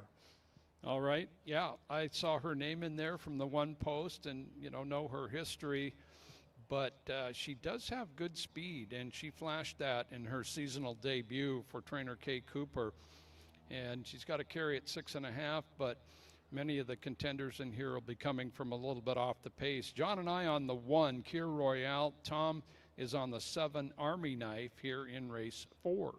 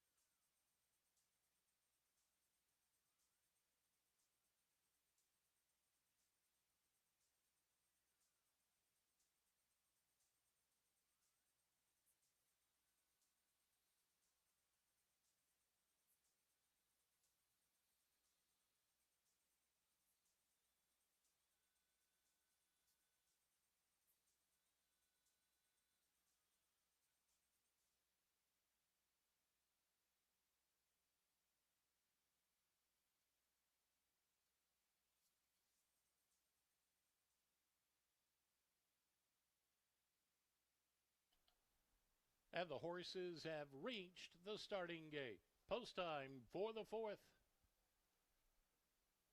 Field set to load for the 4th. The Tumwater PE Department purse at 6.5 furlongs out of the backstretch chute. Kir Royale will be the first one to go up.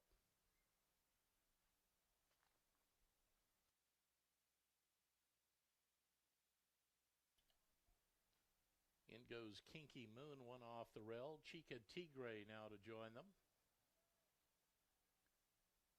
Here comes Shady Harbor.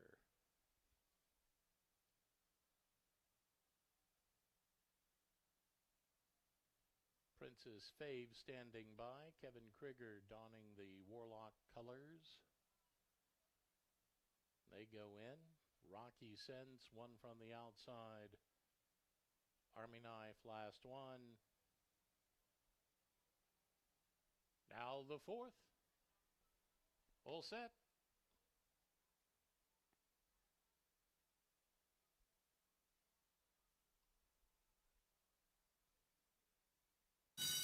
And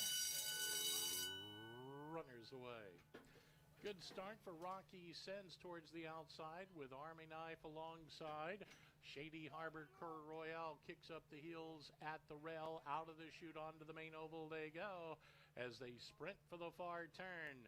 Kir Royale is there at the inside. Shady Harbor alongside up to the far outside. Rocky Sense. Moving through comes Chica Tigre with a shake of the reins. 2 to Army Knife, third last. Length and a half more to Princess Fave and Kinky Moon as they've just over 3/8 of a mile to go. Kir Royale has found the lead clear by 2.5. On the inside, Shady Harbor is chasing second. Chica Tigre continues to gain ground. Army Knife directly back of that with a 1/4 mile to go.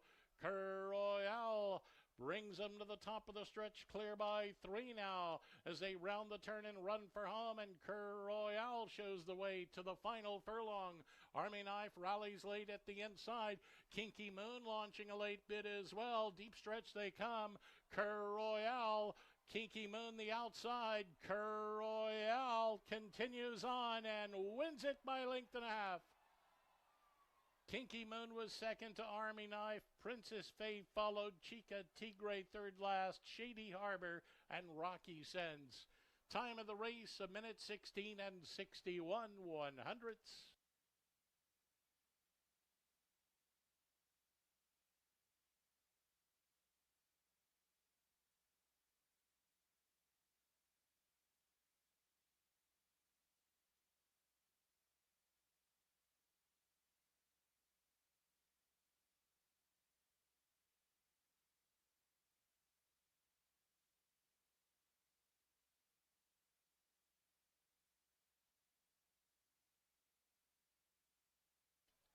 Unofficial order of finish appears on the totalizator board for the fourth race today.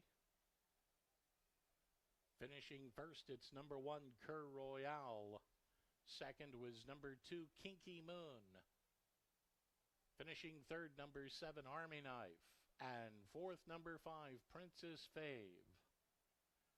Running time of the race, 1:16 and 61 100 seconds. The fourth race today was the Tumwater PE Department Purse. At this time, we'd like to invite the participants in today's teacher's race to head on down by the winner's circle. Be sure to make way towards the winner's circle for the teacher's race. If you're in that race, start heading towards the winner's circle right now. Results are official.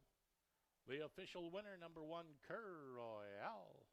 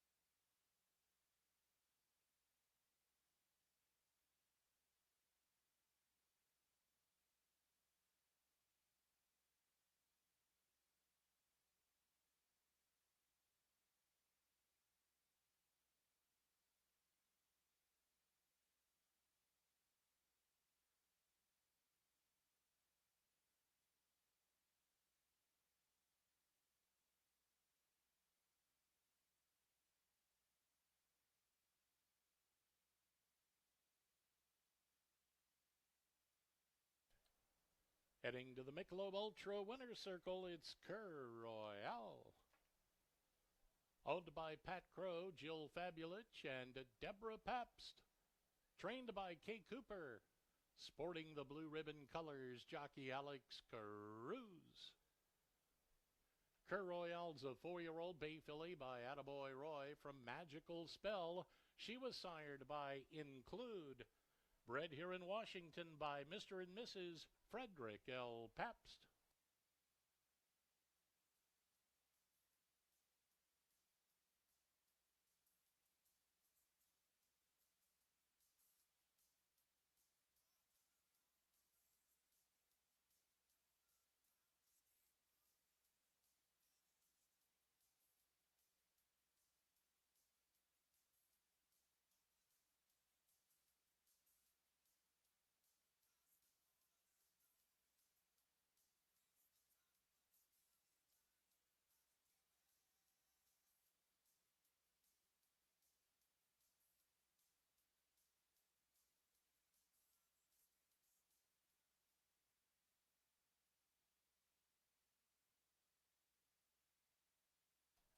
Look at the prices for the fourth race. Winner number 1, Cur Royale, $466, $274, $234 across the board. Number 2, Kinky Moon, $342 and $270. Third, number 7, Army Knife, $332 on the show ticket.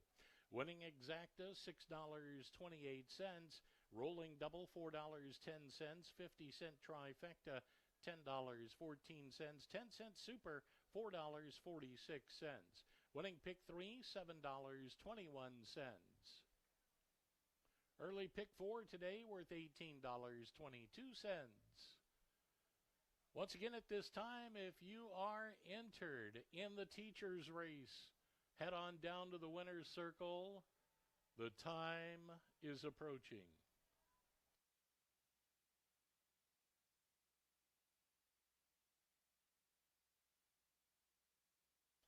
Looking ahead to the fifth race today, it's the Teacher Appreciation Purse at 5 1/2 furlongs. There are no changes in the fifth race.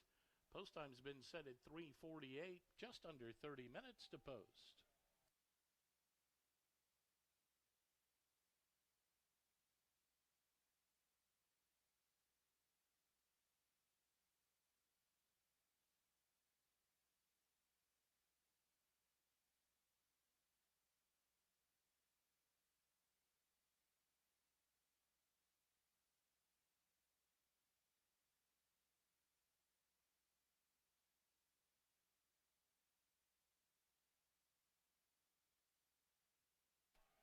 Here they come, ladies and gentlemen. The teachers are on the track, and school employees taking part in the teachers' races today.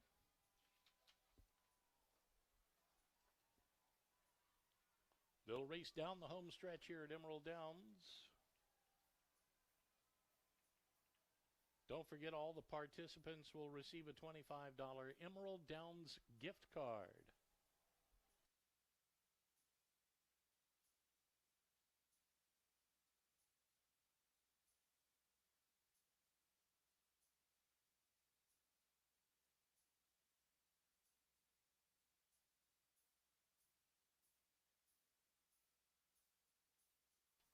So this is going to be pretty close to a 100-yard dash here.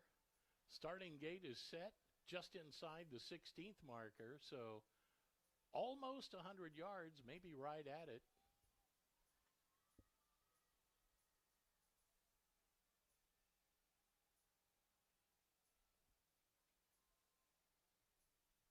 Bugler Dan Harrington will send them appropriately to the post.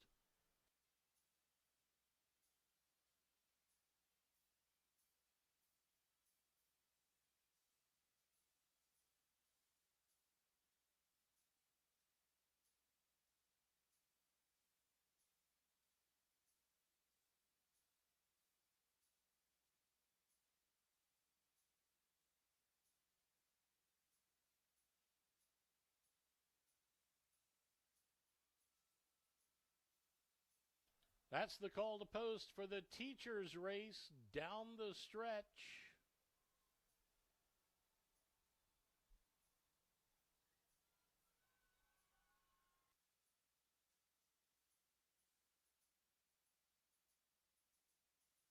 And teachers away, and they flew off the mark on the inside.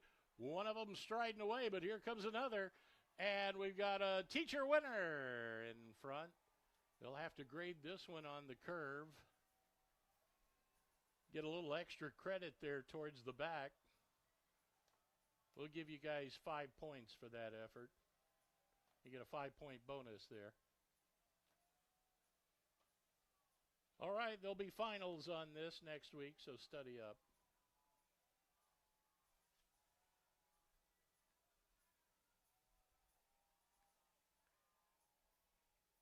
All right, the next division set to go.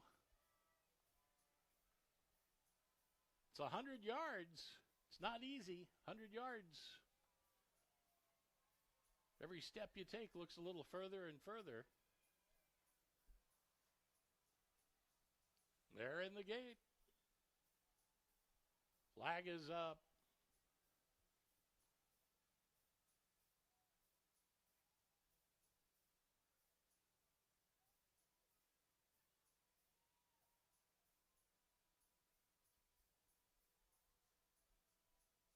And teachers away. And they charged off the mark. Hope you got a hall pass on the outside. Do your homework on the inside. Extra credits charging fast. Hall pass in front. Remember, it's all about the journey. It's all about the journey. It's a long way, isn't it? 100 yards down that stretch. Hey, let's urge them to the finish. We still got a few more. Let's bring them home.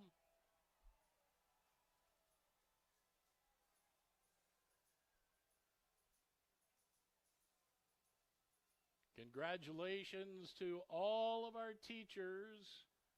And you made it. You made it home. Congratulations. Each of our teachers today will receive a $25 gift certificate. Good here at Emerald Downs. It's a $25 Emerald Downs gift card. Congratulations, and thank you for participating in this year's Teachers Races.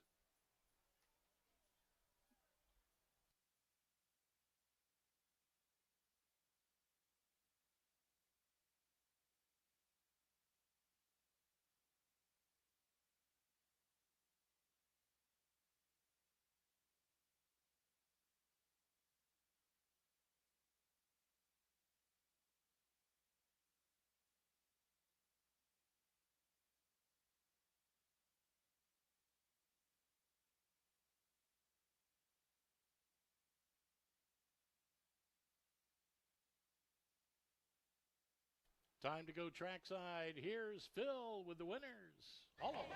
All right, folks, let's hear it for the teachers. That was amazing. I got Angel here and Kevin, right? And they are the winners. We only had one teacher fall. Who was that? Come on, own up to it. There she is over there. She got up. Let's hear it. Finish the race. Angel, where do you teach and how long you been teaching? I'm a para, and I've been a para for 3 years, and I work in the Federal Way School District at Thomas Jefferson High School. Very nice. Now, when you came out here today, did you know about the race? Were you prepared? Did you practice for this? I did not practice, but I knew it was happening, and I did not fully prepare, so I had to take off my shoes. There you go. Kevin, where do you teach? I teach in Derringer School District at North Taps Middle School. I teach 7th and 8th grade science. Are any of your students here? There's one right there. There's a couple over there. Yeah, right there. Is he a good teacher? Thumbs up? All right, they're the best, they say. Did you prepare for this today? I've been training for this my whole life. His whole life, and he's just met his goal today. Let's hear it one more time for the teachers here at Emerald Downs.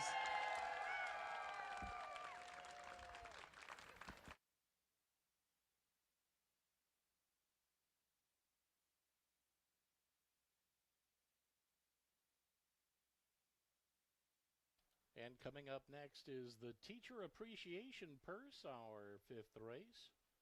5 1/2 furlongs. Post time for that, 22 minutes.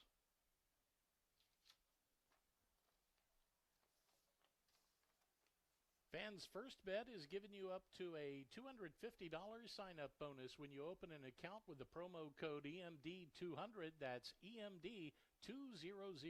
And bet $1,000 in your first 60 days. That's a 20% rebate on your first $1,000 in wagers. Download the First Bet app. That's 1/STBet today to get started. And remember to use promo code EMD200 to claim your exclusive bonus. Download the app now. Play today.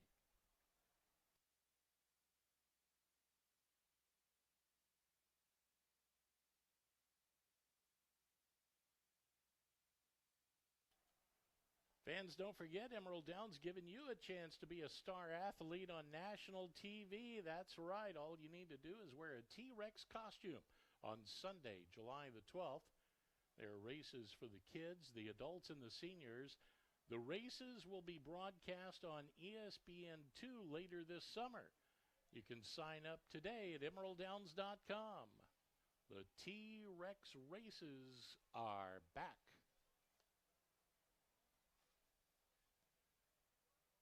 And if you have a fast-crawling baby, that's right, a fast-crawling baby, you can sign up for the 2026 Diaper Derby. That's going to take place on Sunday, July 5th. You can register at emeralddowns.com. The Diaper Derby, July 5th.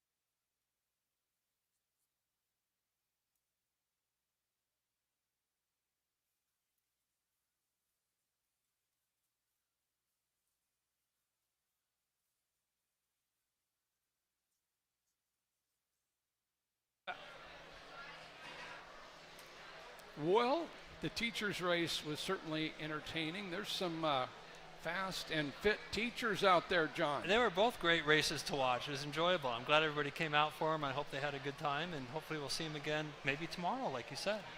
That's right. Some of those teachers that are grandparents come on right back. Free admission for grandparents tomorrow at Emerald Downs. The grandparents race and the great grandparents race walk. Track president Phil Ziegler says no running for the great grandparents. But the grandparents race, that has gotten real competitive after Steve Butler of Mountain Lake Terrace won the first one in 2023. That's on YouTube. A lot of people saw that on YouTube because every time you watch it, you get a smile on your face because a couple of leaders went down into the Emerald Downs dirt. There are some trip notes from that day. Trip notes, yeah. It was, the dirt out there is soft for humans, and they weren't moving very fast, so nobody got hurt. And Steve Butler inherited the lead and got the victory, and a couple of good ones since then. Okay. The start of the late pick four, the public has cashing a lot of tickets today. Shorter priced horses have been coming through and winning. This is a maiden special weight, some good 3 and 4 year olds in this one. Love to Gig has the inside post. First ever start here for the Victor Trujillo trainee. Alex Cruz aboard, stops in Southern Cal and Phoenix, and was just beaten as a heavy favorite just a little over a month ago in Phoenix, but you know, his races over there, he was one of the ones each time. Yeah, you know, he's 2 seconds on the dirt, then tried the turf, and as you mentioned, went off 1 to 9, which is interesting because he had run on the turf once and kind of didn't really show too much, but still ran a good second there. This is, I think, a little tougher company that he faced at Turf Paradise, but he does have tactical speed, and he does draw inside, and it is 5.5, which is a distance that, you know, he's been running at 5s and 4.5, so 5.5 should be okay, but he's going to have to improve. Gig Harbor, is the sire of Love to Gig. And there he is. He's a Cal-bred 4-year-old. And most of the runners in here are 3. Star Travel, a 4-year-old. Number 2, Crossbone. Crossbone had his seasonal debut early in the meeting 3 weeks ago. Ran in fairly even 4th in there in good company. Of course, Lead the Charge, who's number 3 in this race, was 2nd. What about your trip notes on him? Yeah, he didn't get the best of trips. I had him breaking a half step slow and then was in tight quarters on the backstretch and had to steady. Was 3 wide into the turn, 4 wide leaving the turn, 5 wide into the stretch, and it was a super fast race. In fact, he's run into 2 really fast races. A race before that, his debut, which 6.5 is hard to win at. He ran 2nd, and the winner ran 1:14 and 3. 1:14 and 3 is usually stakes horse company. So he's kind of been unlucky. We probably have seen him run well, but he's just run into the wrong fields. He will like, you know, the fact that he's got her 2nd start here and maybe get a better trip, but he's going to have to make up some lengths on the 3 and possibly some others. Okay, yeah, beaten 6 lengths, but not a really great trip for the Howard Gibson runner. Adrian Castellanos back aboard Crossbone, a Washington bred by Barkley out of that outstanding producer, Ms. Moscow Maddie. Number 3 is Lead the Charge. We heard Blaine Wright speak about him in the paddock half hour ago or so, and you know, he's can't catch this cat. Robin Racer, Blackberry Jam, he finished fairly closely behind all 3 of those 20, 25, 2-year-old stakes winners here. You know, and he was favored in his seasonal debut earlier this month, and he deserved to be favored off the races you mentioned. And in that race, I thought he was a winner all the way around the racetrack. I was counting the money because I'd picked him, and at the end, Ole Surprise just outfinished him. And then I didn't know what to think of it till I looked at the time and watched the race. He just ran into the wrong horse again on the wrong day. They ran super fast. You'll see that the average buyer par for this race is 65, and they ran 5 lengths quicker there. And it was a big effort by him. He's in it every race. He might run into another monster, but he's clearly the horse to beat. Okay, yeah, and he was 4.5 clear of the rest of the field in that May 9th race. Was Lead the Charge, losing in that photo to Ole Surprise, who is the morning line favorite in race 7, our allowance 3-year-old feature coming up today. Lead the Charge by Take Charge Indy out of state champion Bella Mia.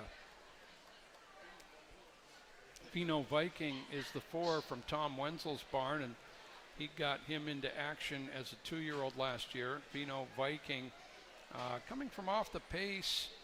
Let's say that second in the Godstein was a huge effort as he went 2 turns as a maiden and finished second of 10. Yeah, it was a big race for him, and he had broken slowly in both his starts at sprinting, and then in the Godstein he also broke slowly, but he did finish in front of Lee the Charge, which, you know, leads me to look, well, you better take a good look at him. He doesn't have a lot of early speed. However, this race might have a pretty hot pace. We'll see what they do early there, but he's definitely talented, and he's a horse clearly, when you look at his breeding, as he gets older and the distances get longer, he's going to get better and better. Yeah, son of Vino Rosso is Vino Viking with Frank Alvarado, who did ride him to that second place finish in the Godstein Futurity. Number 5, Autofocus by Dialed In. Dialed In, just a really fine sire for the stud fee price. He has had runners and winners all around North America for several years. The damn Cactus Kate only ran twice. You won them both. Yeah, and I, as you mentioned, I saw Dialed In and immediately took a second look. Nice workout pattern. The barn has one with debut types in the past. Normally they'd be 2-year-olds, but he has one on occasion with 3-year-olds. Other workers are a little bit slow, but that 5 furlong work in 1 minute and 1 breezing is a nice work, and he's bred to definitely sprint, so we'll see what he does in his debut. Yeah, the Second Dam Desert Liaison has had a number of winners, including Grade 1 winner Sutra. Autofocus from David Martinez barn. Kevin Orozco aboard. There's the 6 Star Travel. He's a 4-year-old, son of Conveyance. He kept good company last year. Yeah, he ran some big races there. He was beating 10 lengths in the Muckleshoot Derby. That was a fast race, and of course, you know, See the Tiger was in there, and he's not talking. Prior to that, just got unlucky, kind of like Lead the Charge. Just ran into a couple tough horses when he ran second. He's going to be on the lead. We'll see. Lead the Charge might be on the lead. It might set it up for somebody else, including the next horse. Yeah, Star Travel on his toes there with Carlo Lopez up for Vince Gibson. Nice works coming in. And Midnight Tiger, yeah, this is his debut. See 33-1 gate workout, which you do not see very often at all. A lot of people are going to look at that workout, look at the breeding. He's a smiling tiger, draws outside. His stablemate is going to have a nice stalking trip. Looks ready to go with Krieger on him. First full from Midnight Sunrise. She made 100,000 at the track. Blaine Wright, yeah, Kevin Krieger on the track for race 5.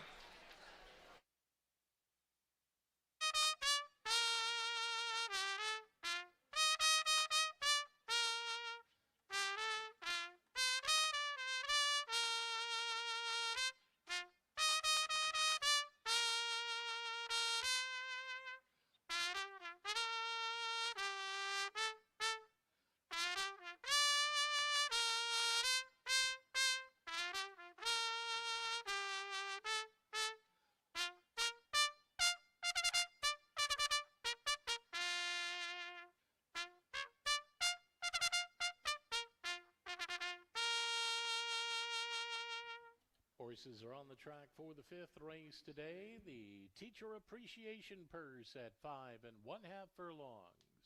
It's a maiden special weight event, purse of $23,000.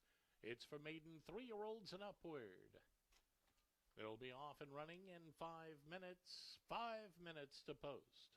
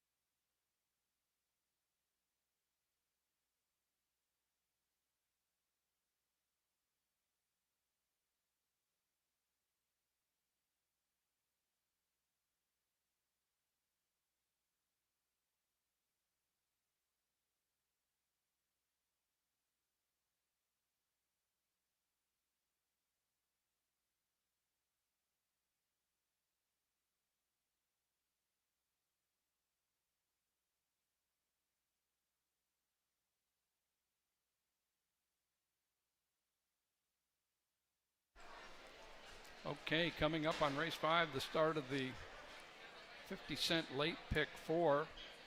Got the Paddock Grill right over to our right. Sean's running things over there again and barking those good hot dogs at the Paddock Grill. One of many options here at Emerald Downs. All right, let's get into some handicapping. We have 2 first-time starters, both with some very positive notes for the beginning of their careers, and then some really good exposed form as well in this maiden special weight. No claiming, protected runners here at 5.5 furlongs. Okay, I'm talking too much. Tom, who do you like? I don't know, but the Paddock Grill, I like the Paddock Grill. Oh, yeah. That's quite a nice aroma that when you go down towards that end of the grandstand, you just can't help but take that in. This 5th race, I'm going to give the edge to Lead the Charge, number 3.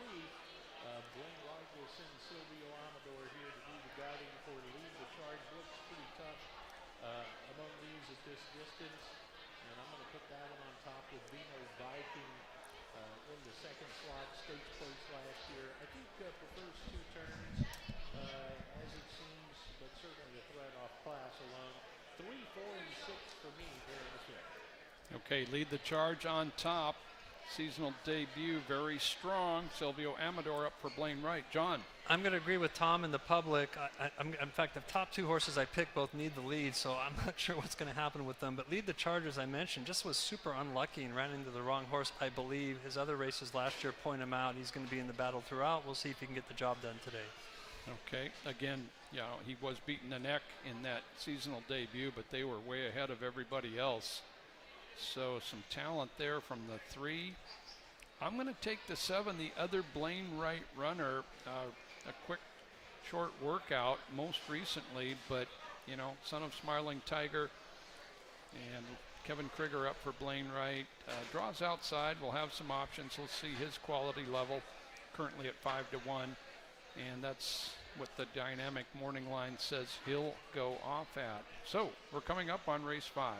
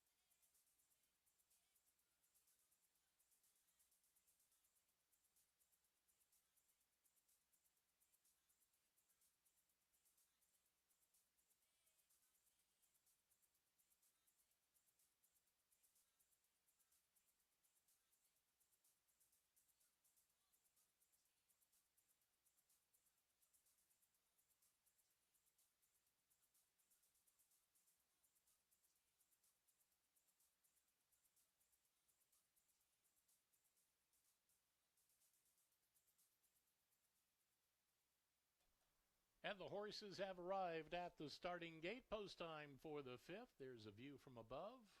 The Emerald Downs drone, piloted by our very own Louis DeFazio. Captain Louis operates the drone here at Emerald Downs.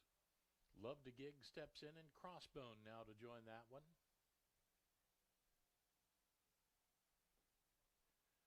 Lead the Charge.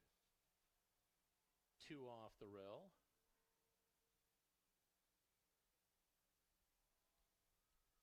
Lead the Charge. Steps in the odds-on choice here. Now they're joined by Vino Viking and Autofocus. Star Travel standing by. Gate crew works to get a handle on Autofocus number 5. They get Autofocus squared away. Star Travel's right in. Here comes Midnight Tiger and the 5th.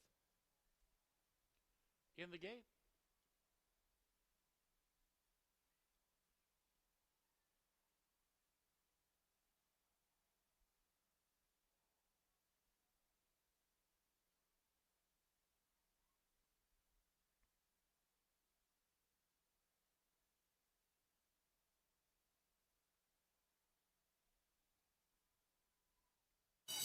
And runners away.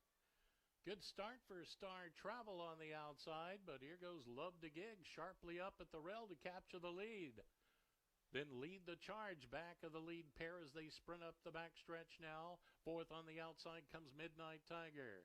Moving through 3rd last is Crossbone, Vino Viking. Running alongside of that one, still 2.5 to Autofocus, and they're into the far turn. 3/8 of a mile to journey. Love to Gig, Star Travel, move together. It's a green light now for Lead the Charge, who sweeps up from the outside as they run to the top of the lane. Crossbone wants to get into it as well. They round the turn and run for home.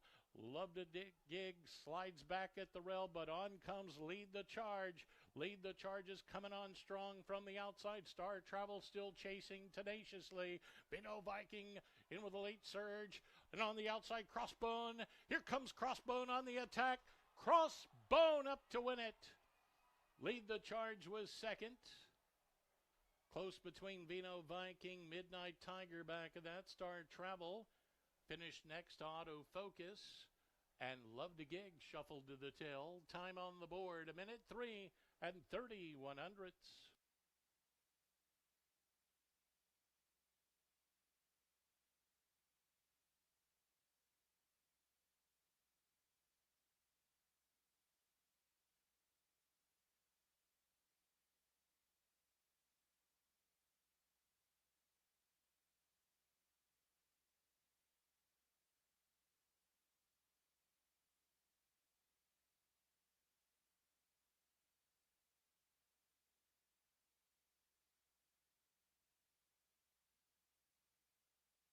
First 2 finishers on the board. First, it's number 2, Crossbone. Second was number 3, Lead the Charge. The photo shows number 4, Vino Viking, up to get third. Finishing 4th was number 7, Midnight Tiger. Once again, the running time, 1:03 and 30/100.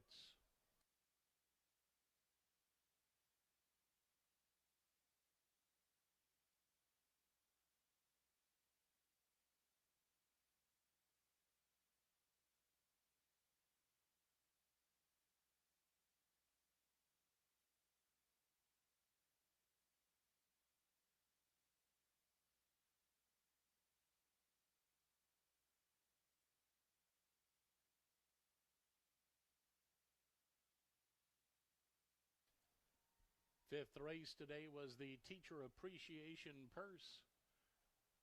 Ladies and gentlemen, an objection has been posted.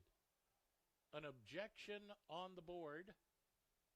The trainer of number 4, Vino Viking, has lodged a claim of foul of alleged interference against the second place finisher, number 3, Lead the Charge, at the start of the 5th race. Please hold all tickets until the results are official. This objection does not involve the top place finisher, number 2, Crossbone.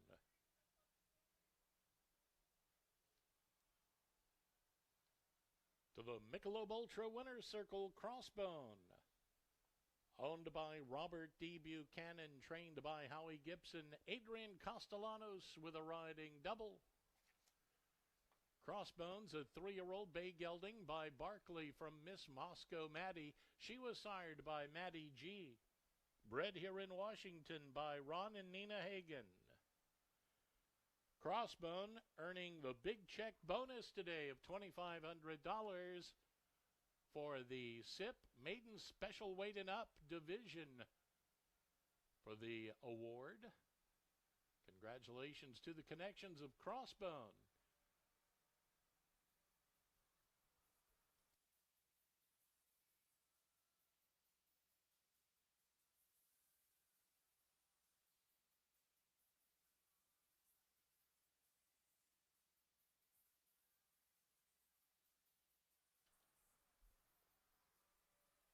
So the connections of Crossbone will get that $2,500 bonus check here for today's effort.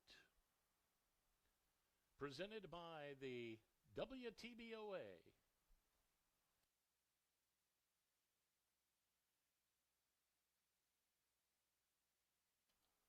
Fifth race under review in regards to the objection. It was a trainer objection.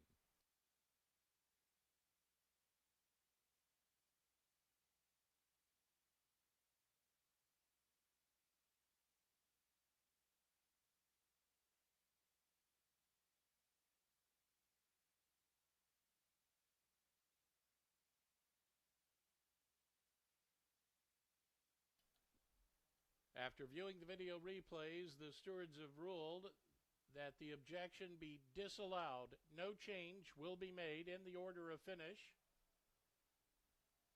Stewards deeming that number 4 Vino Viking was not inhibited from a better placing in the race.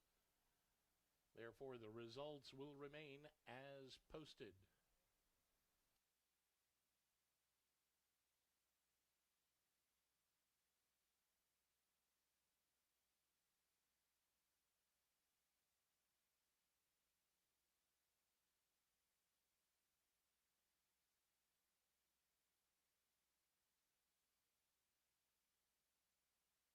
Results official.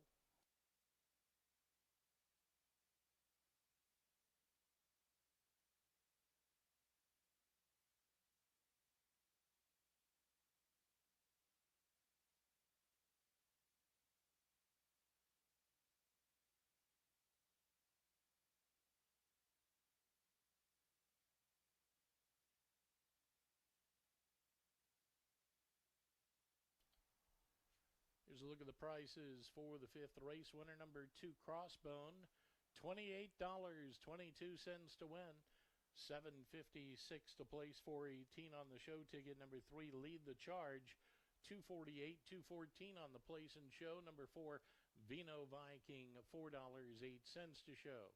Winning exacta $25.55. Rolling double $14.79. 50-cent trifecta, $63.98. The 10-cent super, $53.43.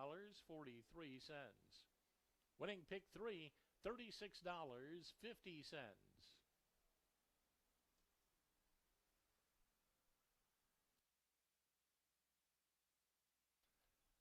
And race fans, it's time for the Los Margs Cafe Groom of the Week. And this week's winner is Gerardo Rodriguez. He works with Alexis Silva Martinez, visiting the winner's circle twice last week. Scored with Tiz Grayson on Saturday, Real Good Magic, in Monday's second division of the Chuck Potter Memorial. Tip of the hat to Gerardo Rodriguez, our Groom of the Week.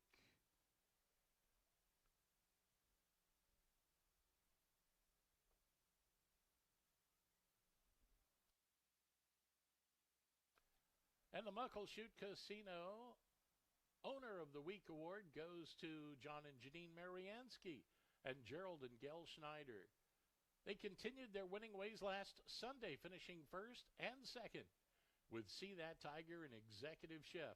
That was in last Sunday's $26,000 allowance feature for 4-year-olds and up. Congratulations to John and Janine Mariansky and Gerald and Gail Snyder.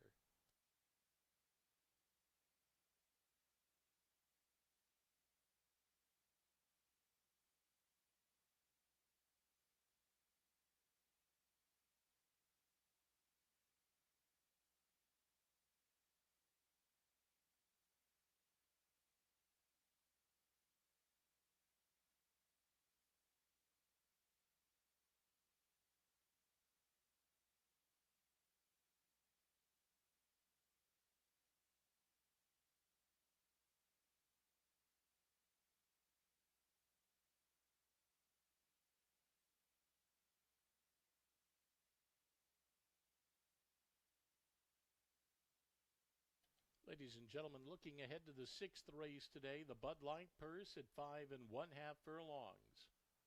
There is a late overweight in that race. Number 9, Bella Chow Chow, will now carry 2 pounds over. 2 over for number 9, Bella Chow Chow, in the 6th race. Post time for the 6th race at 4:19. Less than 18 minutes until post time.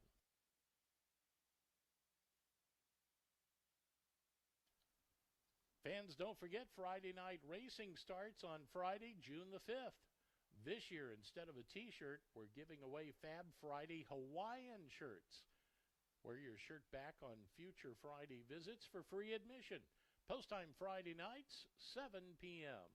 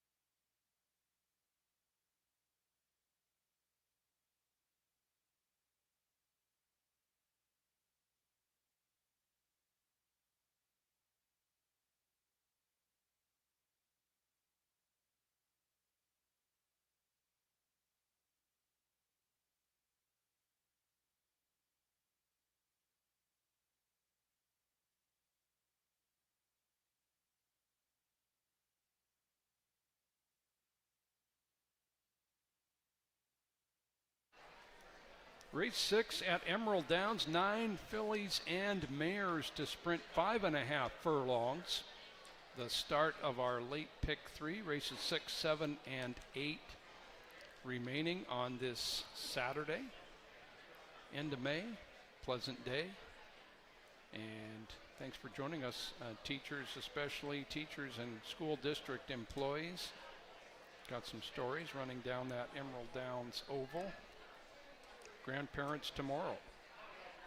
Secret Hottie's number 1 in here. Secret Hottie running for the first time in just about a year. Vince Gibson runner. She has kept good class in those maiden races she was in. She did get her maiden victory, but that was in 2024. She's only had a few starts since then.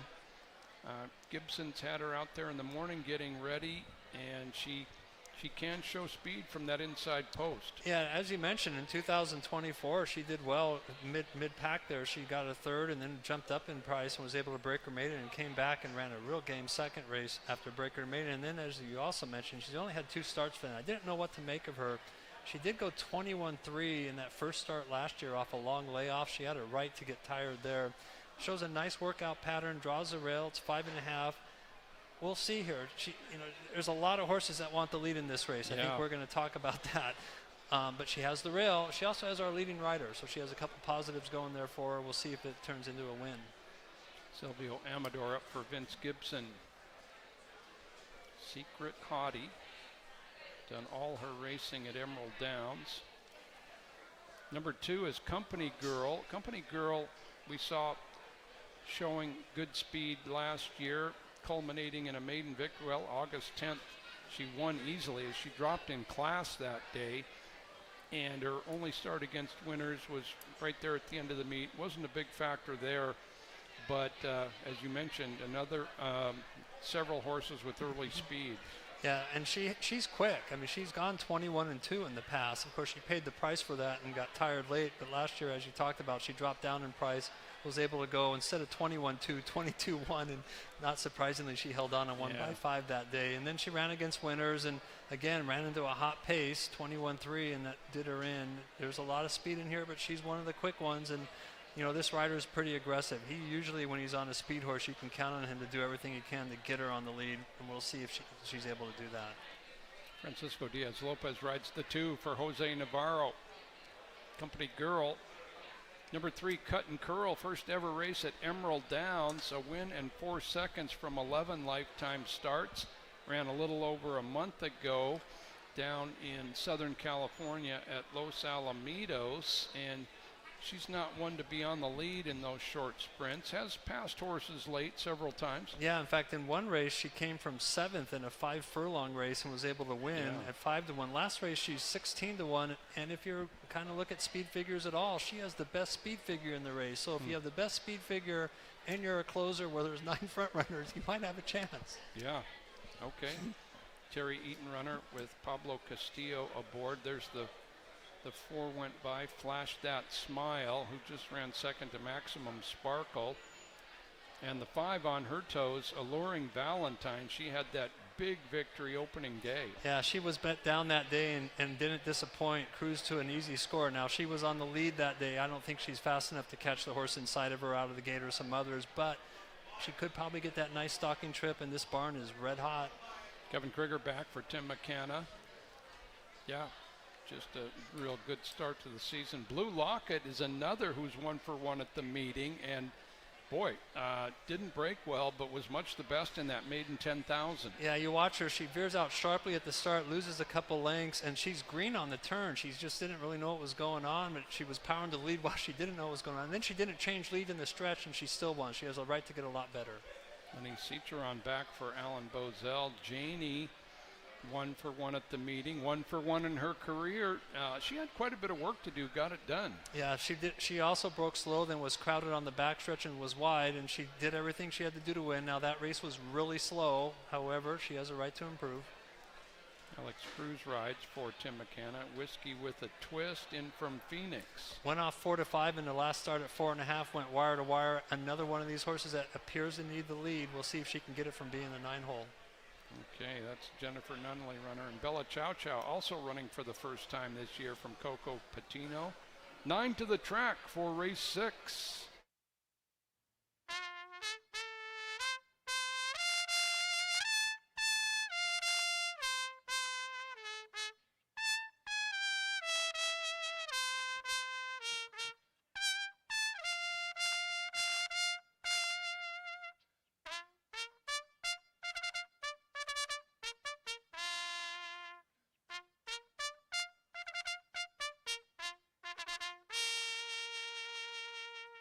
Horses on the track for the 6th race in the Bud Light Purse at 5 1/2 furlongs.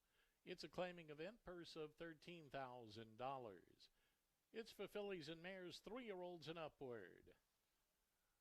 They'll be off and running in 5 minutes, just 5 minutes until post time.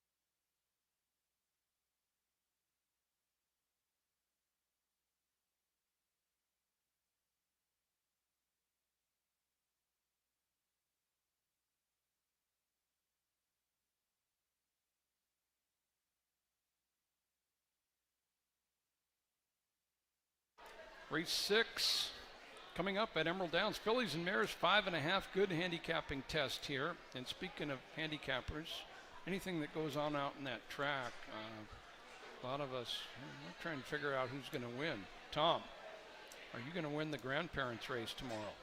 Oh, I definitely would not bet on that one. But you are going to run, it sounds like. Well, let's put it this way. I'll be out there in the race. Okay. Well, running might be a stretch. okay, he is I'll be out there. I'll be representing. How's that? leaving us with some question mark thoughts there, but he's going to be out there. Okay, that is good. I'll be a big long shot, that's for sure. All right, 6th race, Bud Light Purse here. Going to look to the 5, Alluring Valentine. This one, very impressive maiden winner. Tries non-winners at 2 now for trainer Tim McKenna. And Captain Trigger will do the guiding for Alluring Valentine. That's going to be my top pick. I also like Flash That Smile, who came right back nicely against the winners in that last try. So I go 5, 4, and 7 here in the 6th. Okay, Alluring Valentine on top. She was impressive. One of 2 3-year-old fillies in here. Next door to her, Blue Locket, also a 3-year-old filly. John.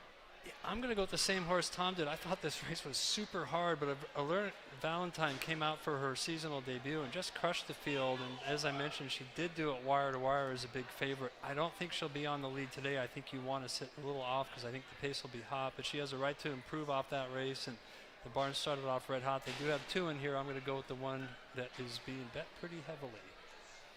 Currently at 8-5. Dynamic morning line says 5-2. So who's going to be coming down there?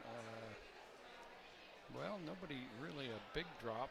I went with number 4, Flash That Smile, mostly off, well, decent races in her 6-race career.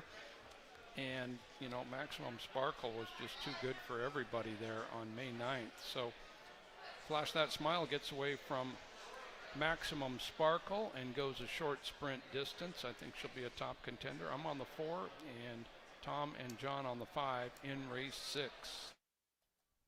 Little equipment note here in the 6th race. Number 1, Secret Hottie, will be racing without blinkers. Those blinkers will be taken off just as soon as she arrives at the starting gate. So there will be no blinkers for number 1, Secret Hottie. In fact, they've just taken them off, so she'll be going without those. Post time just a couple of moments away.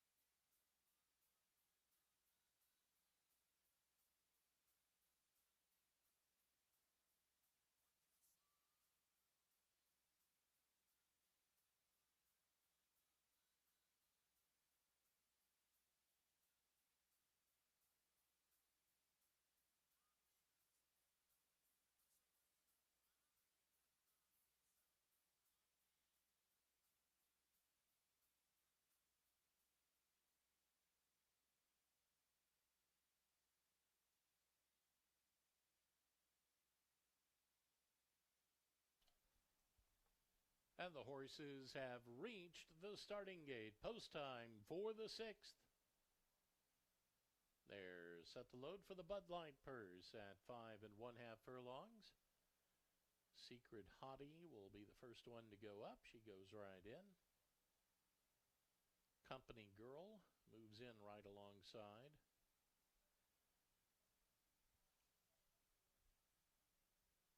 Here comes Cut and Curl.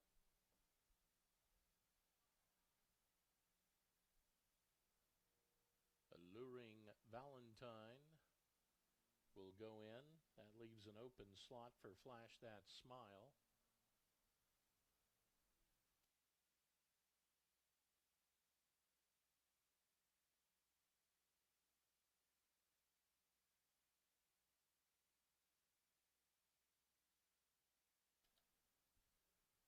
Alluring Valentine, the gray filly, right at the gate door.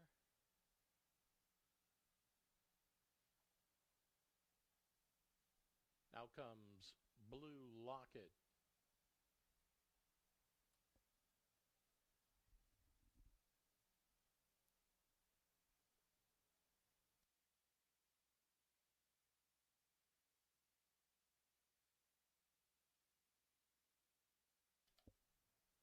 Blue Locket not too happy here. Gate crew working to get her situated.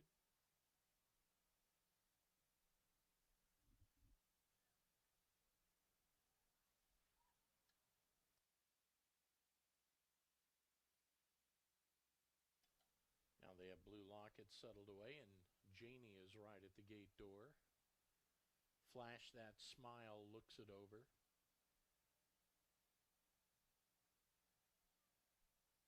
Flash That Smile, and Whiskey with a Twist, one from the outside.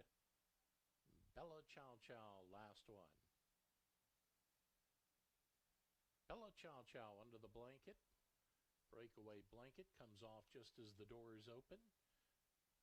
And the girls all set.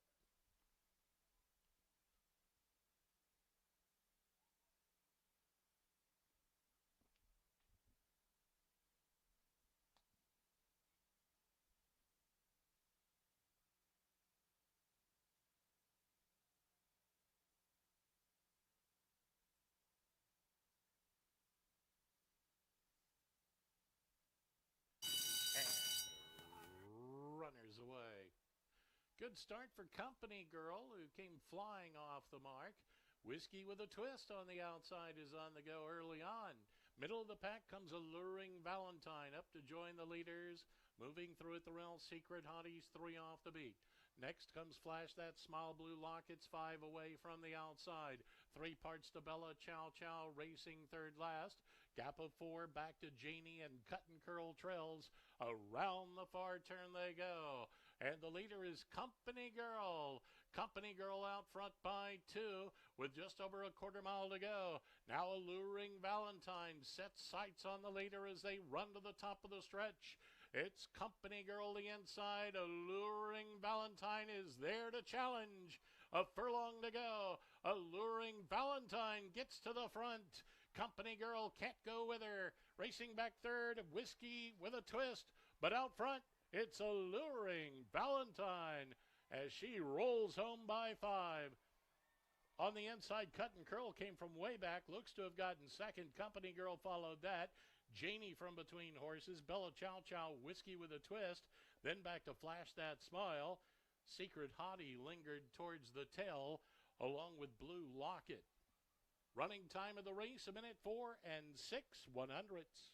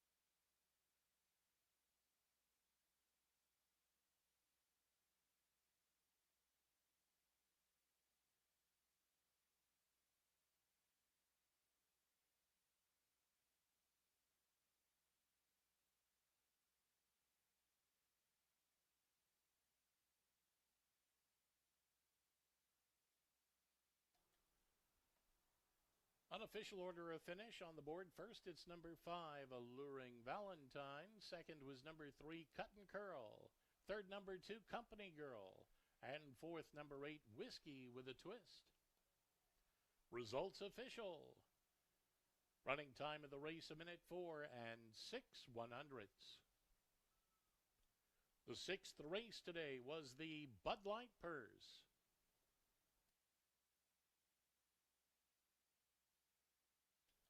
Into the Michelob Ultra Winners Circle, Alluring Valentine. She's owned by Fred DeSimone, trained by Tim McKenna, Kevin Krieger, on board for the winning ride.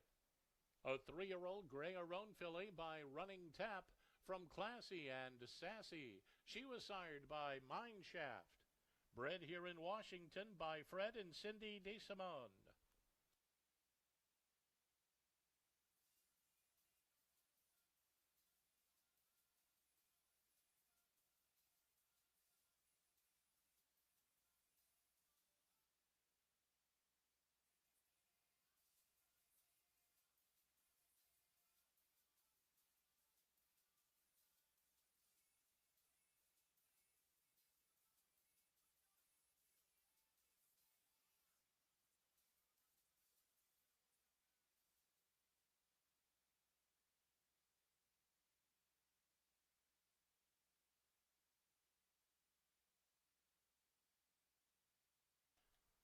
a look at the prices for the sixth race. Winner number 5, Alluring Valentine, returns $620 to win. $384, $320 across the board. Number 3, Cut and Curl was second, $11.36 to place, $6.76 on the show ticket. Number 2, Company Girl, $7.14 to show. Winning Exacta, $27.75. The Rolling Double, $41.29. 50-cent Trifecta, $124.69. 10-cent Super, $124.59. Winning Pick 3, $80.88. The Pick 4 worth $113.38.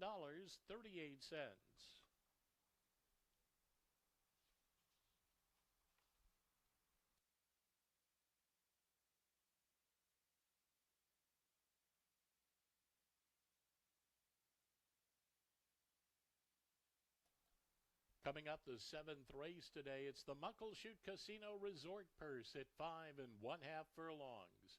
Number 3, Chase, will carry 2 pounds over. Post time for the 7th race at 4:48. Less than 19 minutes until post time.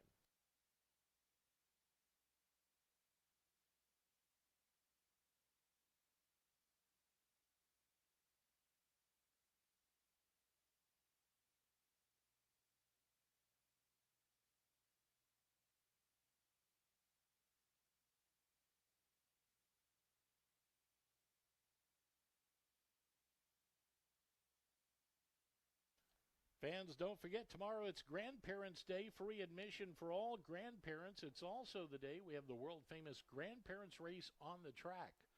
This year we have 3 races for grandmas, grandpas, and the new Great-Grandparents Race. Post time is 1:50 tomorrow. Gates open at 12:20. Grandparents' Day at the races. That's tomorrow. Don't forget, Emerald Downs is giving you a chance to be a star athlete on national TV. All you need to do is wear a T-Rex costume on Sunday, July 12th. We'll have races for the kids division, adults, and seniors. The races will be broadcast on ESPN2 later in the summer. You can sign up today at EmeraldDowns.com.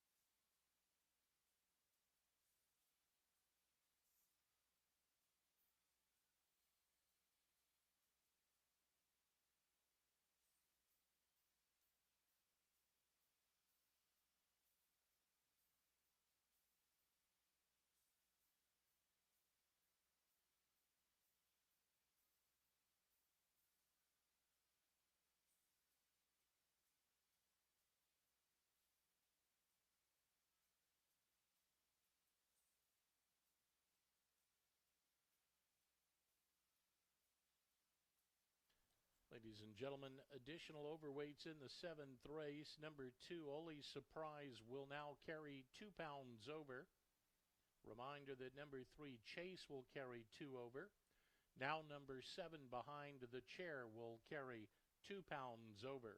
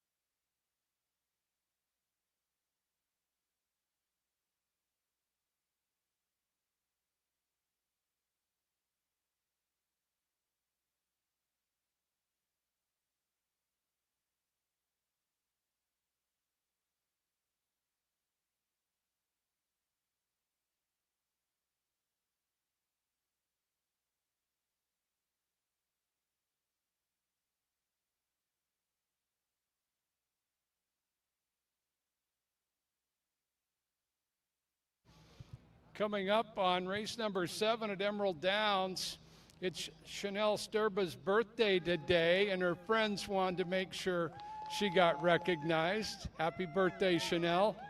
Hope you're having a good day at Emerald Downs. Steve Henson's looking forward to having maybe just a little better day. Not that anything's gone wrong so far, but you've got Chase in here, Steve, and boy, he's coming off a nice victory. Oh, it was fabulous. Yeah, he's learning how to run now. Hopefully he'll move forward off of that last one, but he's doing great. He's happy to be here. Did he surprise you a couple weeks ago? Not one bit. Oh no, I was all over it. Of course he surprised me. Okay. Comes out. You know what? In a perfect world, I would run him for 16, but the 16 wasn't going, so I went for 25, and it worked out just fine. No, you know what? He's always teased wanting to be a runner, but he finally showed he was a runner. Yeah, happy. Yeah, that was a big victory, a dominant victory. So Chase back in today, and welcome to Emerald Downs, Steve. You know, you've been here several weeks now, but certainly happy to have you and the other Canadian trainers. We're so thrilled to be down here. We got shut down, and it was just, you might as well kicked us in the nuts. That's how bad it was. Coming down here, these people, you people, have been just gone out of your way to help us. It's phenomenal, from the office staff to the backstretch people, everybody. You know, it's just phenomenal. And the show that you guys put on here, I haven't seen this for years. I've been in this business for 55 years and have never seen a show put on like you guys do. I wish we had more horses here, myself personally. I'm working on that, but it's, you know, I'm not a kid anymore. It's hard to hustle horses. So, you know what? Again, Joe, just phenomenal to be here, and we're just happy as hell. Thank you for the kind words. You know, our track president, Phil Ziegler, has really got a great mind for promotions. And today's Teacher Appreciation Day, so we've got, you know, a lot of teachers and school district employees here today. And speaking of teachers, you know, let's run that one by you. You remember a couple of teachers in your life? I didn't spend a lot of time in school, so I didn't get a lot of teachers, but my daughter's a teacher back in Vancouver. She works hard. She raises 3 kids with some form of a husband, and yeah, you know, teachers are the backbone. I didn't do a lot of school work, so my work was back at the barn and learn how to rub horses. So, but the teacher's phenomenal. My daughter's phenomenal. She's not my favorite daughter, but she's my second favorite daughter. But she's not here, so you won't be able to hear that unless they're watching. I hope they aren't. No, it's great. I think it's great. And again, the job you put on, the show you put on, Let me talk to the president. I'll tell him how to get horses here too. But I'm not involved in that. Like, we should be running. You should run right through to the end of October, but we don't. So we'll take it to first week of September. Well, we're certainly glad you're here, and you're proud of your daughter. I can see that. She's a teacher. And good luck with Chase today here at Emerald Downs, and we'll see you again, Steve. Thanks, Tom. I appreciate it very much. Steve Henson joining me in the paddock. Thank you, Steve. Good luck. This is a 3-year-old allowance here with some very promising runners. In fact, bringing John Lindley in, and John, all 3 of our juvenile stakes winners from last year are in this race. Yeah, Can't Catch Me Cat, who was a really big couple sprinters, then had a real tough trip in the Godstein. Of course, Blackberry Jam and Robin Racer, who just got better as every race went along and topped it off with the Godstein win. Yeah, so we've got a stake race for the 3-year-olds, the Auburn, coming up in 3 weeks. Coastal Journey has the inside post for trainer Doug McPhee, Kevin Orozco, and here's a lightly raced horse in against, a tough field, but he did get a win. Yeah, his first start was pretty game. Ran hooked every step of the way out of the 1 hole and was able to earn a pretty good speed figure. Then in the Godstein Futurity went 22-2, 45-4, and you're not going to be able to do that and stick around. Comes out fresh as a 3-year-old, gets Lasix, draws the rail, and my guess is the connection will just say, well, we drew the rail. Let's just try and go the lead and see how far he can make it. Yeah, fast son of Coast Guard out of that Good Mare Special Holiday. Only surprised the morning line favorite off a really good race at Hastings last year, and a really fine race at Emerald Downs in his only start here. Yeah, he broke his maiden very professionally. He sat on the inside, and as we talked earlier, lead the charge, looked like he was in control of the race, and he angled out, and he was determined, and he sure outfinished lead the charge. Big figure, big effort. This horse might have a pretty big future. We'll see what he does today. Okay, he's by the BC stallion Rallis, and then his dam Ole's Miss ran down here one time. I believe it was the Kent, and she won that over a good field that I do remember included Find Your Spot and Chew and You. Number 3 is Chase. Steve Henson just commenting on that BC bred 3-year-old who did have a couple races up at Hastings last year, but boy, a real impressive 3-year-old debut. Yeah, he was sure impressive in the stretch. He was hooked early. They were going okay. It wasn't overly fast or slow, but then when they turned the corner and got straightened out, he just pulled away from the field. Big effort by him. Comes back here in a couple weeks, but he probably isn't as quick as some others earlier. Might get that nice stalking trip like the winner did last race, who went wire to wire and kind of sat off. We'll see if that's the case. Kevin Krieger rode both Ole's Surprise and Chase to victory, and he's going to stay on Ole's Surprise. Okay, we do have some information on a late scratch. Number 5, Blackberry Jam is out. Scratch number 5, Blackberry Jam, from this race. Note that, the 5 scratch. Number 4 is Robin Racer. As you mentioned, John just improved in his few starts as a 2-year-old, all the way to a win in the Godstein for the George Todaro, Tom Wenzel connection. 4th win in the Godstein in 5 years. Amazing. Yeah, it was. He started his career in stakes races, ran 4th, and then when he ran 2nd in the Laws, it kind of pointed him out to a lot of people. He didn't get the best of trips, and then in the Godstein, things went really well for him. He was pretty dominant. He did run at Arizona, didn't show too much, but he's on Lasix, back at a surface we know he likes. Definitely one of the main horses here. Yep. First start at the meeting for Robin Racer. Did have a race down in Phoenix. Carlos Montalvo back. Scratch the 5. Can't Catch This Cat was our state champion juvenile off a win in the WTBOA Lads, and not a bad 4th in the Godstein. No, that was a very troubled trip for him in the 4th, and he was pretty impressive in a couple of his sprint wins last year. He had a race in Arizona, so the connection's got a race to him. We'll see if he improves off that. And the 7 is Behind the Chair, who made 1 start as a juvenile, and it was a big victory. He's by Stanford, the Malibu Moon Stallion, and a good female family here. Marshall Allen, start number 2, another horse that just impressed in his only race. And his workout pattern's outstanding. A few 5 furlong works followed by 46 and 3 2 weeks ago. Nice outside draw. Okay, 6 runners. 3-year-old Colson Geldings to the track for the 5.5 furlong Muckleshoot Casino Resort Purse.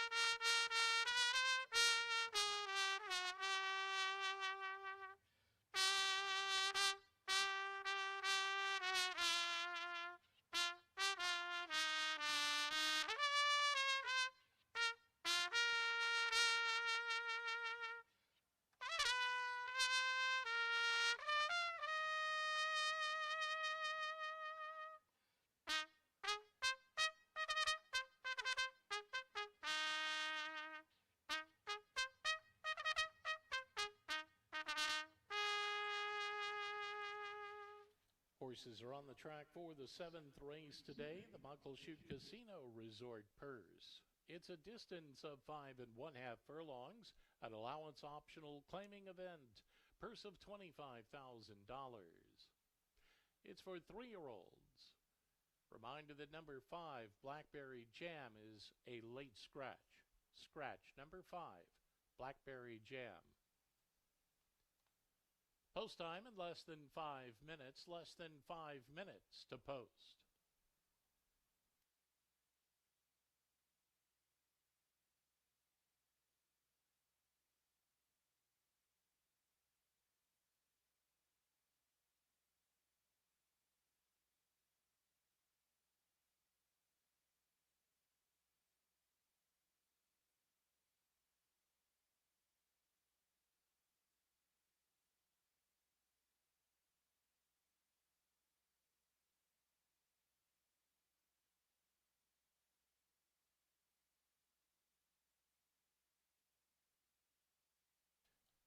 Once again, in this 7th race, number 5, Blackberry Jam, has been scratched out of it. Refunds on win, place, and show wagers available. And if you had Blackberry Jam coupled in your rolling double with number 5, Alluring Valentine, in the 6th race to number 5, Blackberry Jam in the 7th race, there will be a consolation payoff on those combinations. Also, if you had number 5, Blackberry Jam, combined in your multi-race wagers, your selection will be automatically transferred to the post-time wagering favorite here in the 7th race.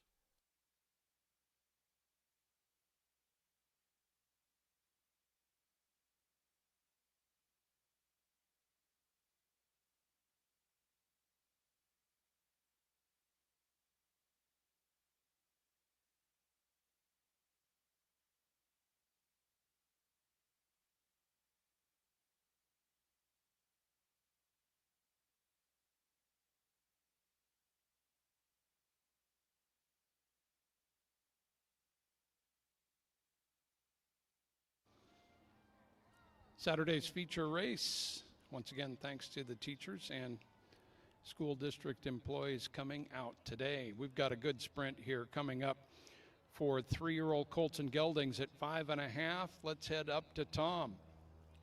All right, Joe, in this 7th race, I look to number 2, Only Surprise, for my top pick here. This one's had 2 solid races now to the credit, and Kevin Krieger will get the leg up here, or already has got the leg up, from trainer Mark Cloutier. So I'll put Only Surprise, number 2, on top. I go 2, 3, 4 here in the 7th. 2 on top, Only Surprise. John and Tom both with Alluring Valentine winner in the 6th, and John had Cut and Curl for 2nd as well. That was the long shot of the day on Parker's. Yeah, we were looking for a closer to do some damage there, and she was able to kind of get 2nd there, but a big effort by the winner today, Tim McKenna trained horse. I'm going to agree with Tom on the public here. Ole Surprise, he just looked determined in the stretch, fast time. You look at his breeding, he's going to get better with the longer distances, but that 5 1/2 was a big effort. We saw horses run 1-2 out of that race earlier today. We'll see if he can make it 2 straight at Emerald. A tough race, but we're all on the same horse after seeing him win on May 9th. Only Surprise from us 3, number 2 in the 7th.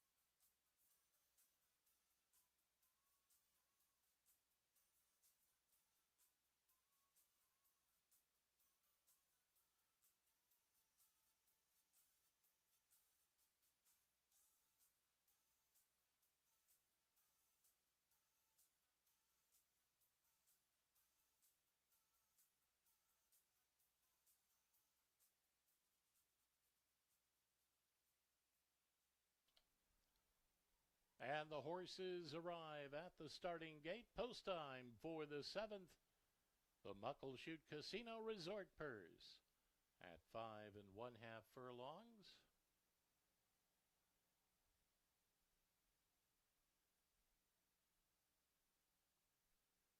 Coastal Journey heads to the mark.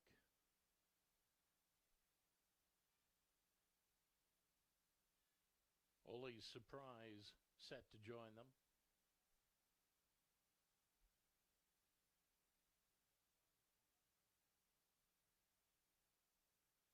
Chase is already up to the line. Here comes Robin Racer.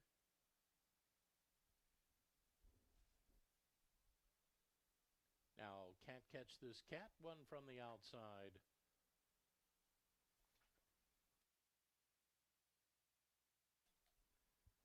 Behind the Chair. And the 7th.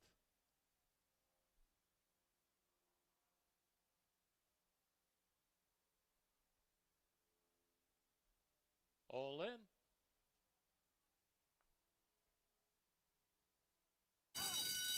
And runners away. They broke his one. Good start at the inside for Coastal Journey, who drives to the front, up to the far outside. Behind the Chair is right up there, prompted as well as they hustle for the far turn. Now here goes Chase, and Chase grabs the lead. There's 2 more. Back to Robin Racer, 3 off the beat. Another 4 back to Can't Catch This Cat. Ole Surprise up into the mix as they make way round the turn. 3/8 of a mile to go. And Chase has the lead. Up from the outside behind the Chair. Ole Surprise tucked away at the rail. They've just over a 1/4 mile to go. And Chase is the one to get as they round the turn and head for home. And it's Chase who takes them off the turn. 3 to the good. In pursuit is Ole Surprise with a final furlong to go. Here comes Ole Surprise on the attack. Robin Racer late surge as well. Deep stretch they come. Ole Surprise the outside. Robin Racer splitting horses. Robin Racer up to win it. Ole Surprise second. Chase was third. Coastal Journey followed. Can't Catch This Cat, and Behind the Chair. They stop the clock in 1:03 and 16 1/100ths.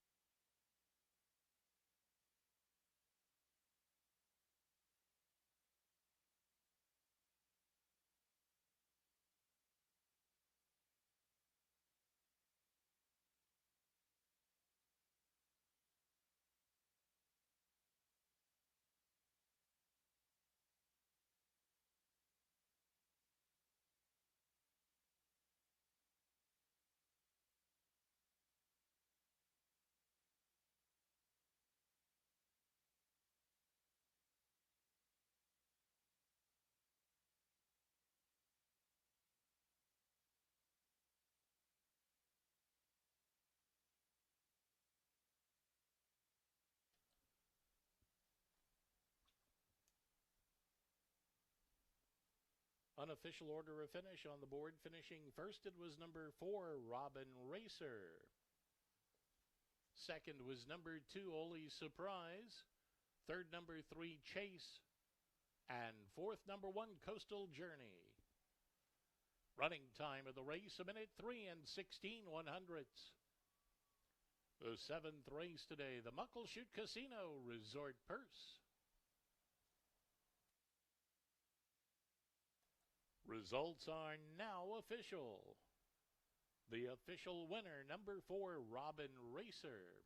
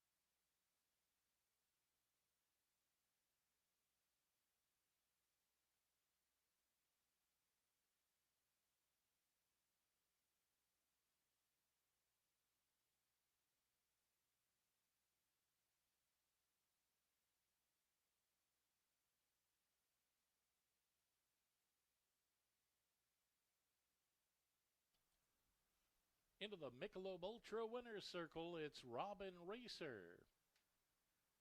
Owned by George Tadaro. That's a training double for trainer Tom Wenzel. Ridden to victory by Carlos Montalvo. Robin Racer, a 3-year-old bay colt by Connect from Cosante. She was sired by Hardspun. Bred in Kentucky by Brookstone Farm and Lee Maubert.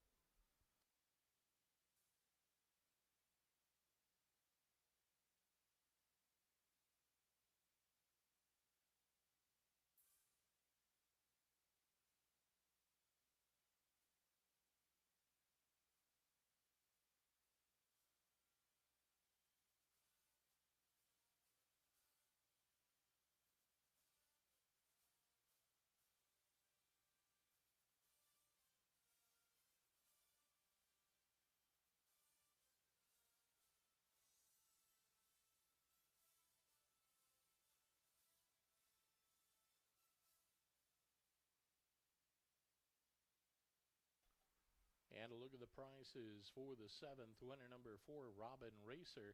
$17.48 to win, $3.92 to place, $2.78 to show. Number 2, Ole Surprise, $2.24, $2.10. Third, number 3, Chase, $3.20 to show. Winning exact at $22.15. The Consolation 5-5 double worth $3.22. The winning combo, 5 and 4, paid $23.96. 50-cent trifecta, $33.74. The 10-cent super, $25.40. Winning pick 3, $284.63.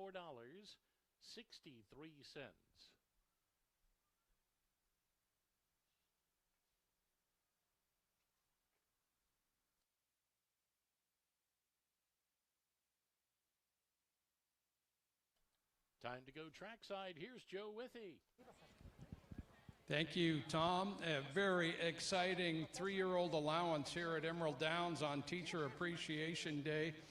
Carlos Montalvo and Tom Wenzel still talking about that great performance by Robin Racer for owner George Tadaro and Bob Capoletti as well.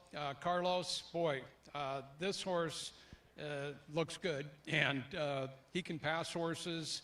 I guess you just pick a time to go and he'll go. Yes, indeed, he did. A little traffic, but he overcame it. I'm very proud of him. And Mr. Wenzel have him ready. So thank you to Mr. Toraro and Bobby for the chance. You bet. You won aboard him in the Gottstein. And yeah, there was some traffic going into the 3/16ths there, or the 3/8, I mean. And you picked your spot. Boy, he really kicked it in. Is he a high-quality colt? He is, and this is not his distance, so it's just a preparation for him. Looking forward to see him perform even better going long. He won the Gottstein going long. He's got a sprint win now in excellent company. Great ride, Carlos. Thank you very much to everybody. Carlos Montalvo aboard, and Tom, you've got to be happy with that performance today. It looked like a really good group, and Ole Surprise kind of went to the lead. Didn't look too bad as far as a possible winner, but I'm sure you never gave up on your colt. No, I mean, he made a big stretch run today. There was a lot of speed in this race, and we thought they'd join up at some time, and Carlos had to wait a little bit on the turn to get through and then come down the lane and split horses. And for a young horse to split between horses like that, it takes a lot of courage. So hopefully good things for this horse in the future. I think so. Yeah, just got in a real good stride there and went in between, as you mentioned. So your Gottstein winner from 2025, off to a great start. It's Robin Racer in the Muckleshoot Casino Resort purse. And by the way, happy birthday once again to Chanel Sturba. She's with her friends celebrating Robin Racer.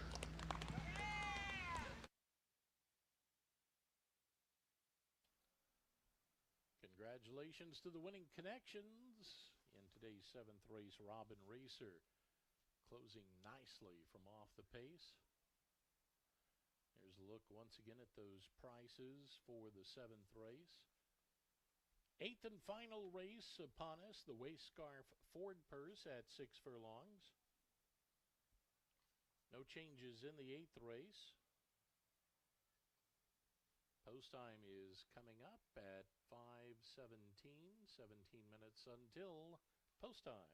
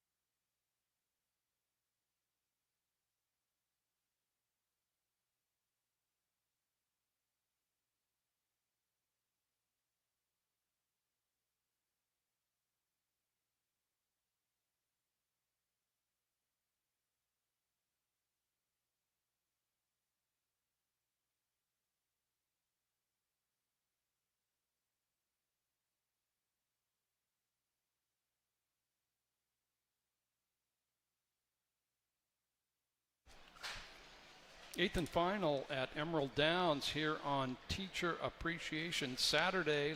Grandparents on center stage tomorrow at Emerald Downs, as well as a 9-race card starting at 150. And horses in the paddock for the 8th. It's a sprint for 4-year-olds and up, non-winners of 3 condition.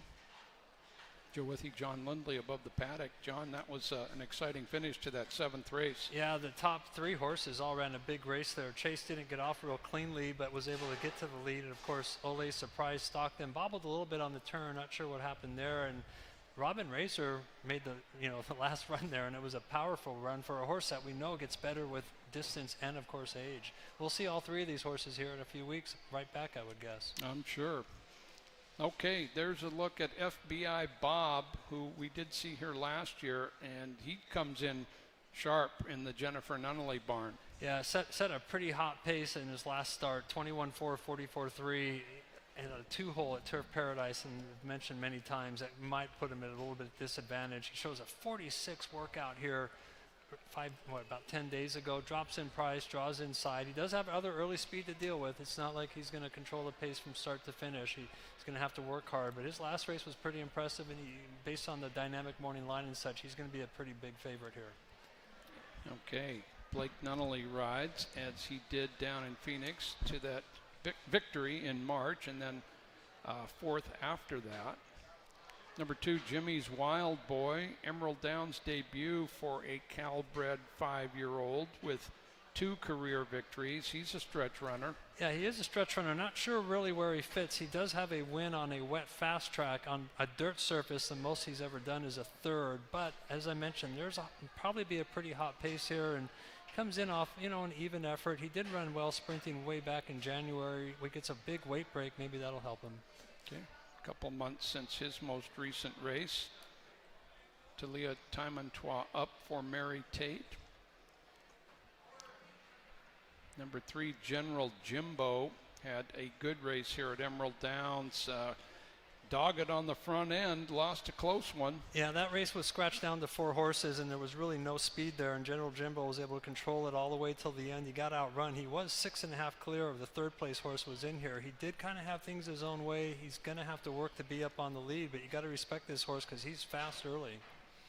Went to Will Rogers Downs earlier this year and rattled off a couple of front-running wins. He's George Rosales runner with Adrian Castellanos today. General Jimbo ran well over this track.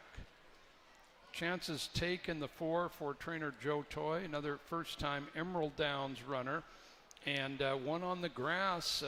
He's a stretch runner as well. Yeah, this horse comes off a better than looks effort last time. I had that time coming a little bit quicker for the day than other races. I think the fit number's a little higher. Like you mentioned, he's going to probably get a hot pace to run at, and I expect him to be passing a lot of horses in the stretch, maybe all of them.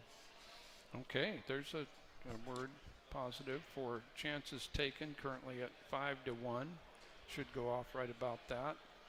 Silvio Amador for Joe Toy. Hot Goblin had a distant 3rd, as you mentioned. He was several lengths behind General Jimbo, but he can get a good late kick going as well. Yeah, he showed a little bit there. He improved a little bit. He was improved in the sense that he was a little closer to the pace and then kind of ran evenly there. And as you mentioned, he has passed horses in the stretch. He is going to have to improve significantly to beat possibly some others in here, but he also may have needed that last race. We'll see what he does. He's one of a few horses where we do have a pick 5 carryover, I believe. Yeah, numbers 2, 5, 8, and 9. If one of those 4 horses win, we'll have a pick 5 carryover to Sunday. 2, 5, 8, 9. Had a Gassel, the 6 for Ramiro Miraz. Kevin Krieger aboard. Not too far off since his recent sprint victory in Phoenix. Yeah, that was a big effort. He ran a nice race to win that race. Last race, he had a good trip. He just got outrun. Those were slightly tougher horses. He's back at the price that he won at before, and he does draw Kevin Krieger to ride, so a lot of positives, and he will benefit also if there's a hot pace. 6 had a Gassel, Arizona bred by that top state stallion. Lots of mischief. Where are you going to go? There's some more speed here. He has won at Emerald Downs, and when he did win here, it was at 5.5. 6 is not been his best so far. No, but you look back at some of his first fractions. He has 2 races where he went 21 flat to the first quarter mile. So talk about being quick.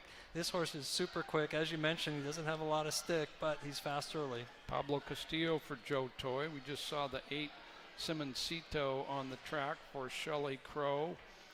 First start of the year. We did see Simoncito here in 2024, I believe it was. And there's the 9, Street Mogul, going to the track, just beaten 3/4 of a length in his most recent.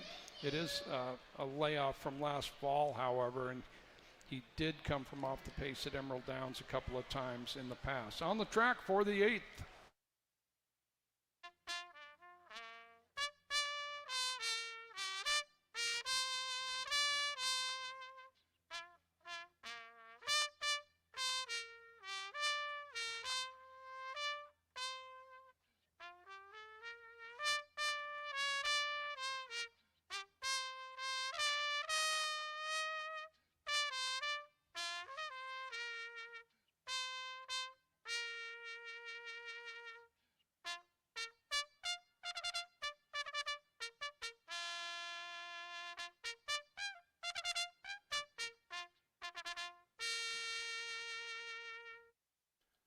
Horses on the track for the 8th and final. It's the Wayscarf Ford Purse at 6 furlongs.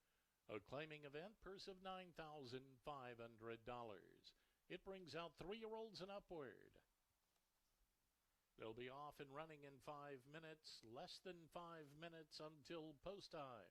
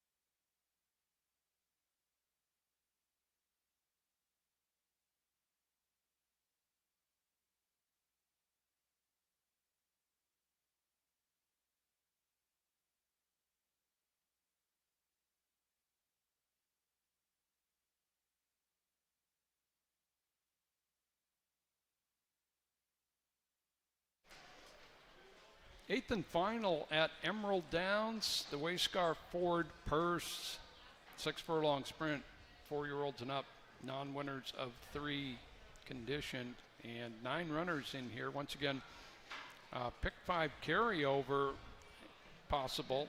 Numbers 2, 5, 8, and 9 not covered in the pick 5 for a 5 out of 5 ticket, so that would result in a carryover to Sunday. we'll see how this race unfolds. Tom Harris, how do you think it's going to unfold? Well, this is a pretty tough, wide open race, really, when it gets right down to it. But I gave the edge to number 4, Chances Taken, square price at 5 to 1. Currently, Chances Taken, Silvio Amador will do the guiding here. I think this one actually prefers a distance. It could still be a late threat, even at 6 furlongs. So, based on that, I'll give it the nod. And some of the closers have done well today. FBI Bob, sharp speed, draws the inside, has to be considered. I go 4, 1, and 3 here in the time. Okay, Chances Taken. Plenty of speed in here. Chances Taken figures to come from a bit off the pace, and that's certainly worked for the high-quality Robin Racer. Crossbone as well, won at 13 to 1 earlier from a little off the pace, John. And I wouldn't be surprised at all if he won, because there's going to be a hot pace in here. We talked about where you're going to go and how fast he is, and General Jimbo, and of course FBI Bob. And I did end up with FBI Bob. He's going to have to work hard to, control the pit race if he wants to do it. But he does come off, I thought, a much tougher race. We'll see if he's able to do the thing and go wire to wire from the inside. Okay, I picked him as well. Where are you going to go at 6 furlongs? Certainly could get the lead. He just hasn't had great success past shorter sprint distances. So FBI Bob maybe second early, but certainly on good form. I went 1 as well. John and I on the 1. Tom's on the 4 here in the 8th.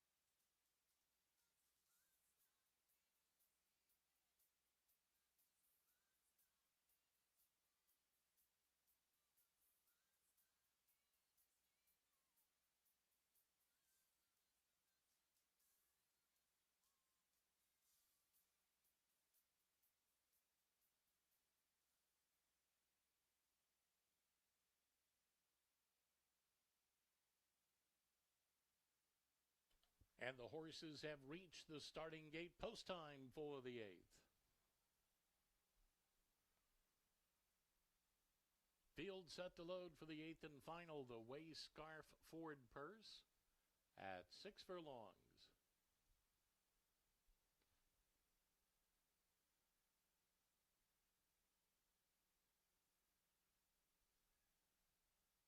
FBI Bob steps up.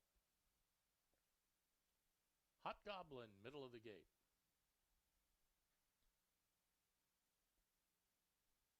Here comes Jimmy's Wild Boy and Hadagassel.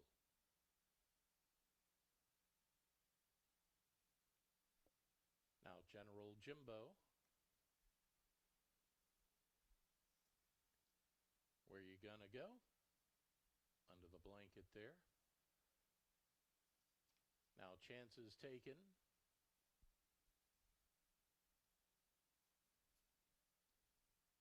Simon Cito, one from the outside.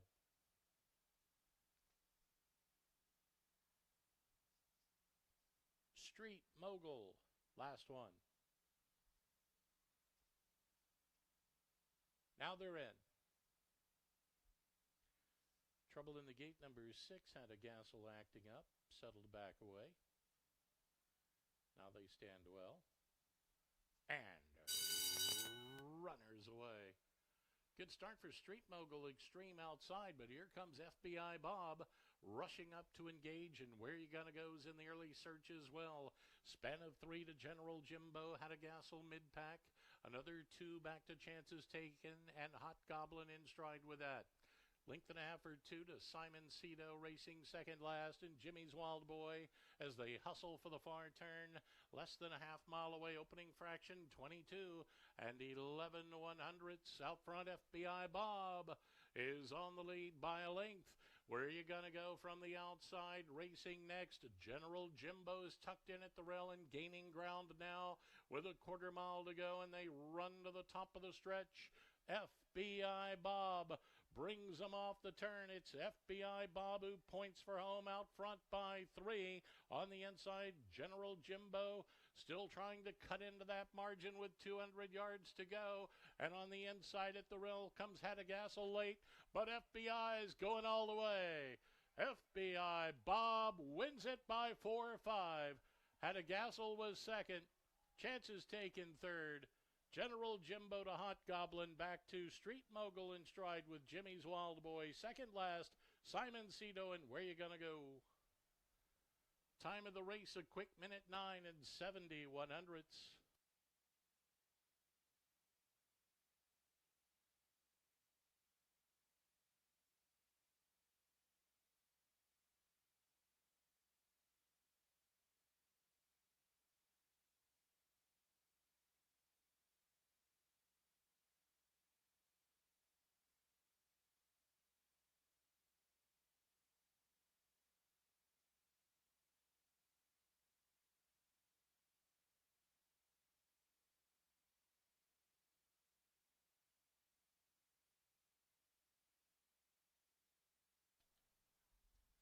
Your attention, trainers Joe Toy, Vince Gibson, Kendra Lyons, Faustino Patino, and Jorge Rosales. Contact the claims clerk, please.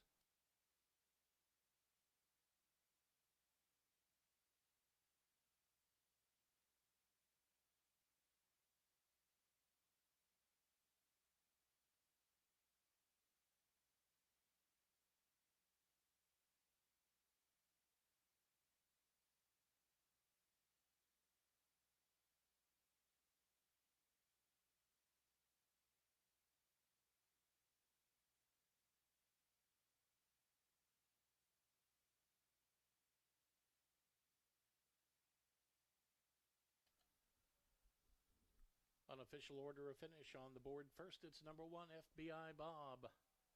Second was number 6, Hattigassel. Finishing third, number 4, Chances Taken. And fourth was number 3, General Jimbo. Running time of the race, a minute 9 and 70 100 seconds. Eighth and final race today was the Wayscarf Ford Purse.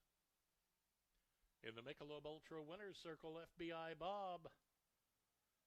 Bob's owned by B. Frex Dairy, trained by Jennifer Nunley. Blake Nunley with a double today.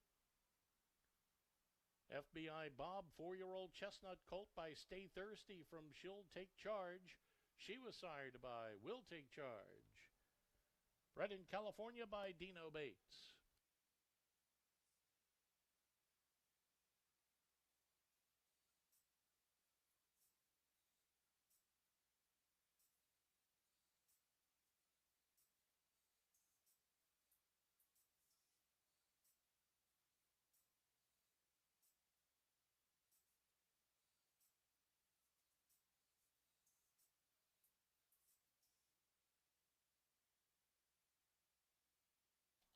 Results official as we look at the prices. Winner number 1, FBI Bob, returns $3.32 on the win ticket.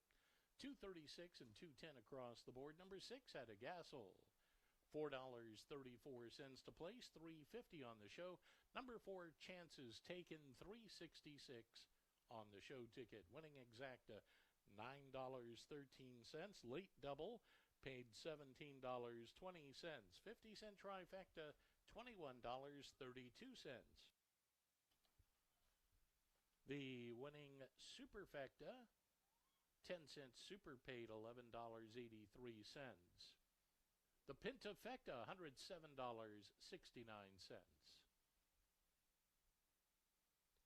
Late pick 3, $42.42. The pick 4, good one, $540.41.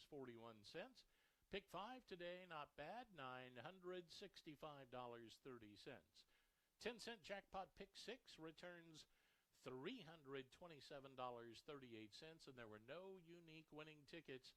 That means a carryover pool for tomorrow at $10,003.02. Grandparents' Day tomorrow. Post time's going to be 1:50. Come on out and enjoy the race action, the grandparents' races. Again, post time is 1:50.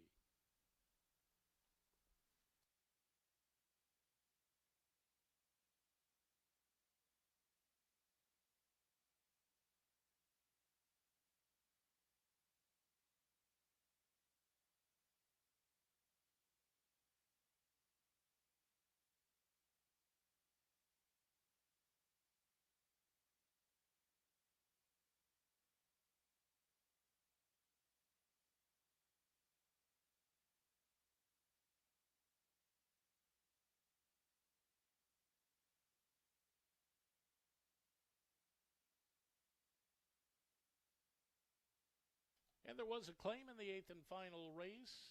The winner, number 1, FBI Bob, was claimed by White Diamond Syndicate and Gary Lusk. The new trainer, Vince Gibson, number 1, FBI Bob, claimed from the 8th and final. Once again, post time tomorrow's 1:50. From all of us here at Emerald Downs, I'm your track announcer, Tom Harris, wishing you all a pleasant good night.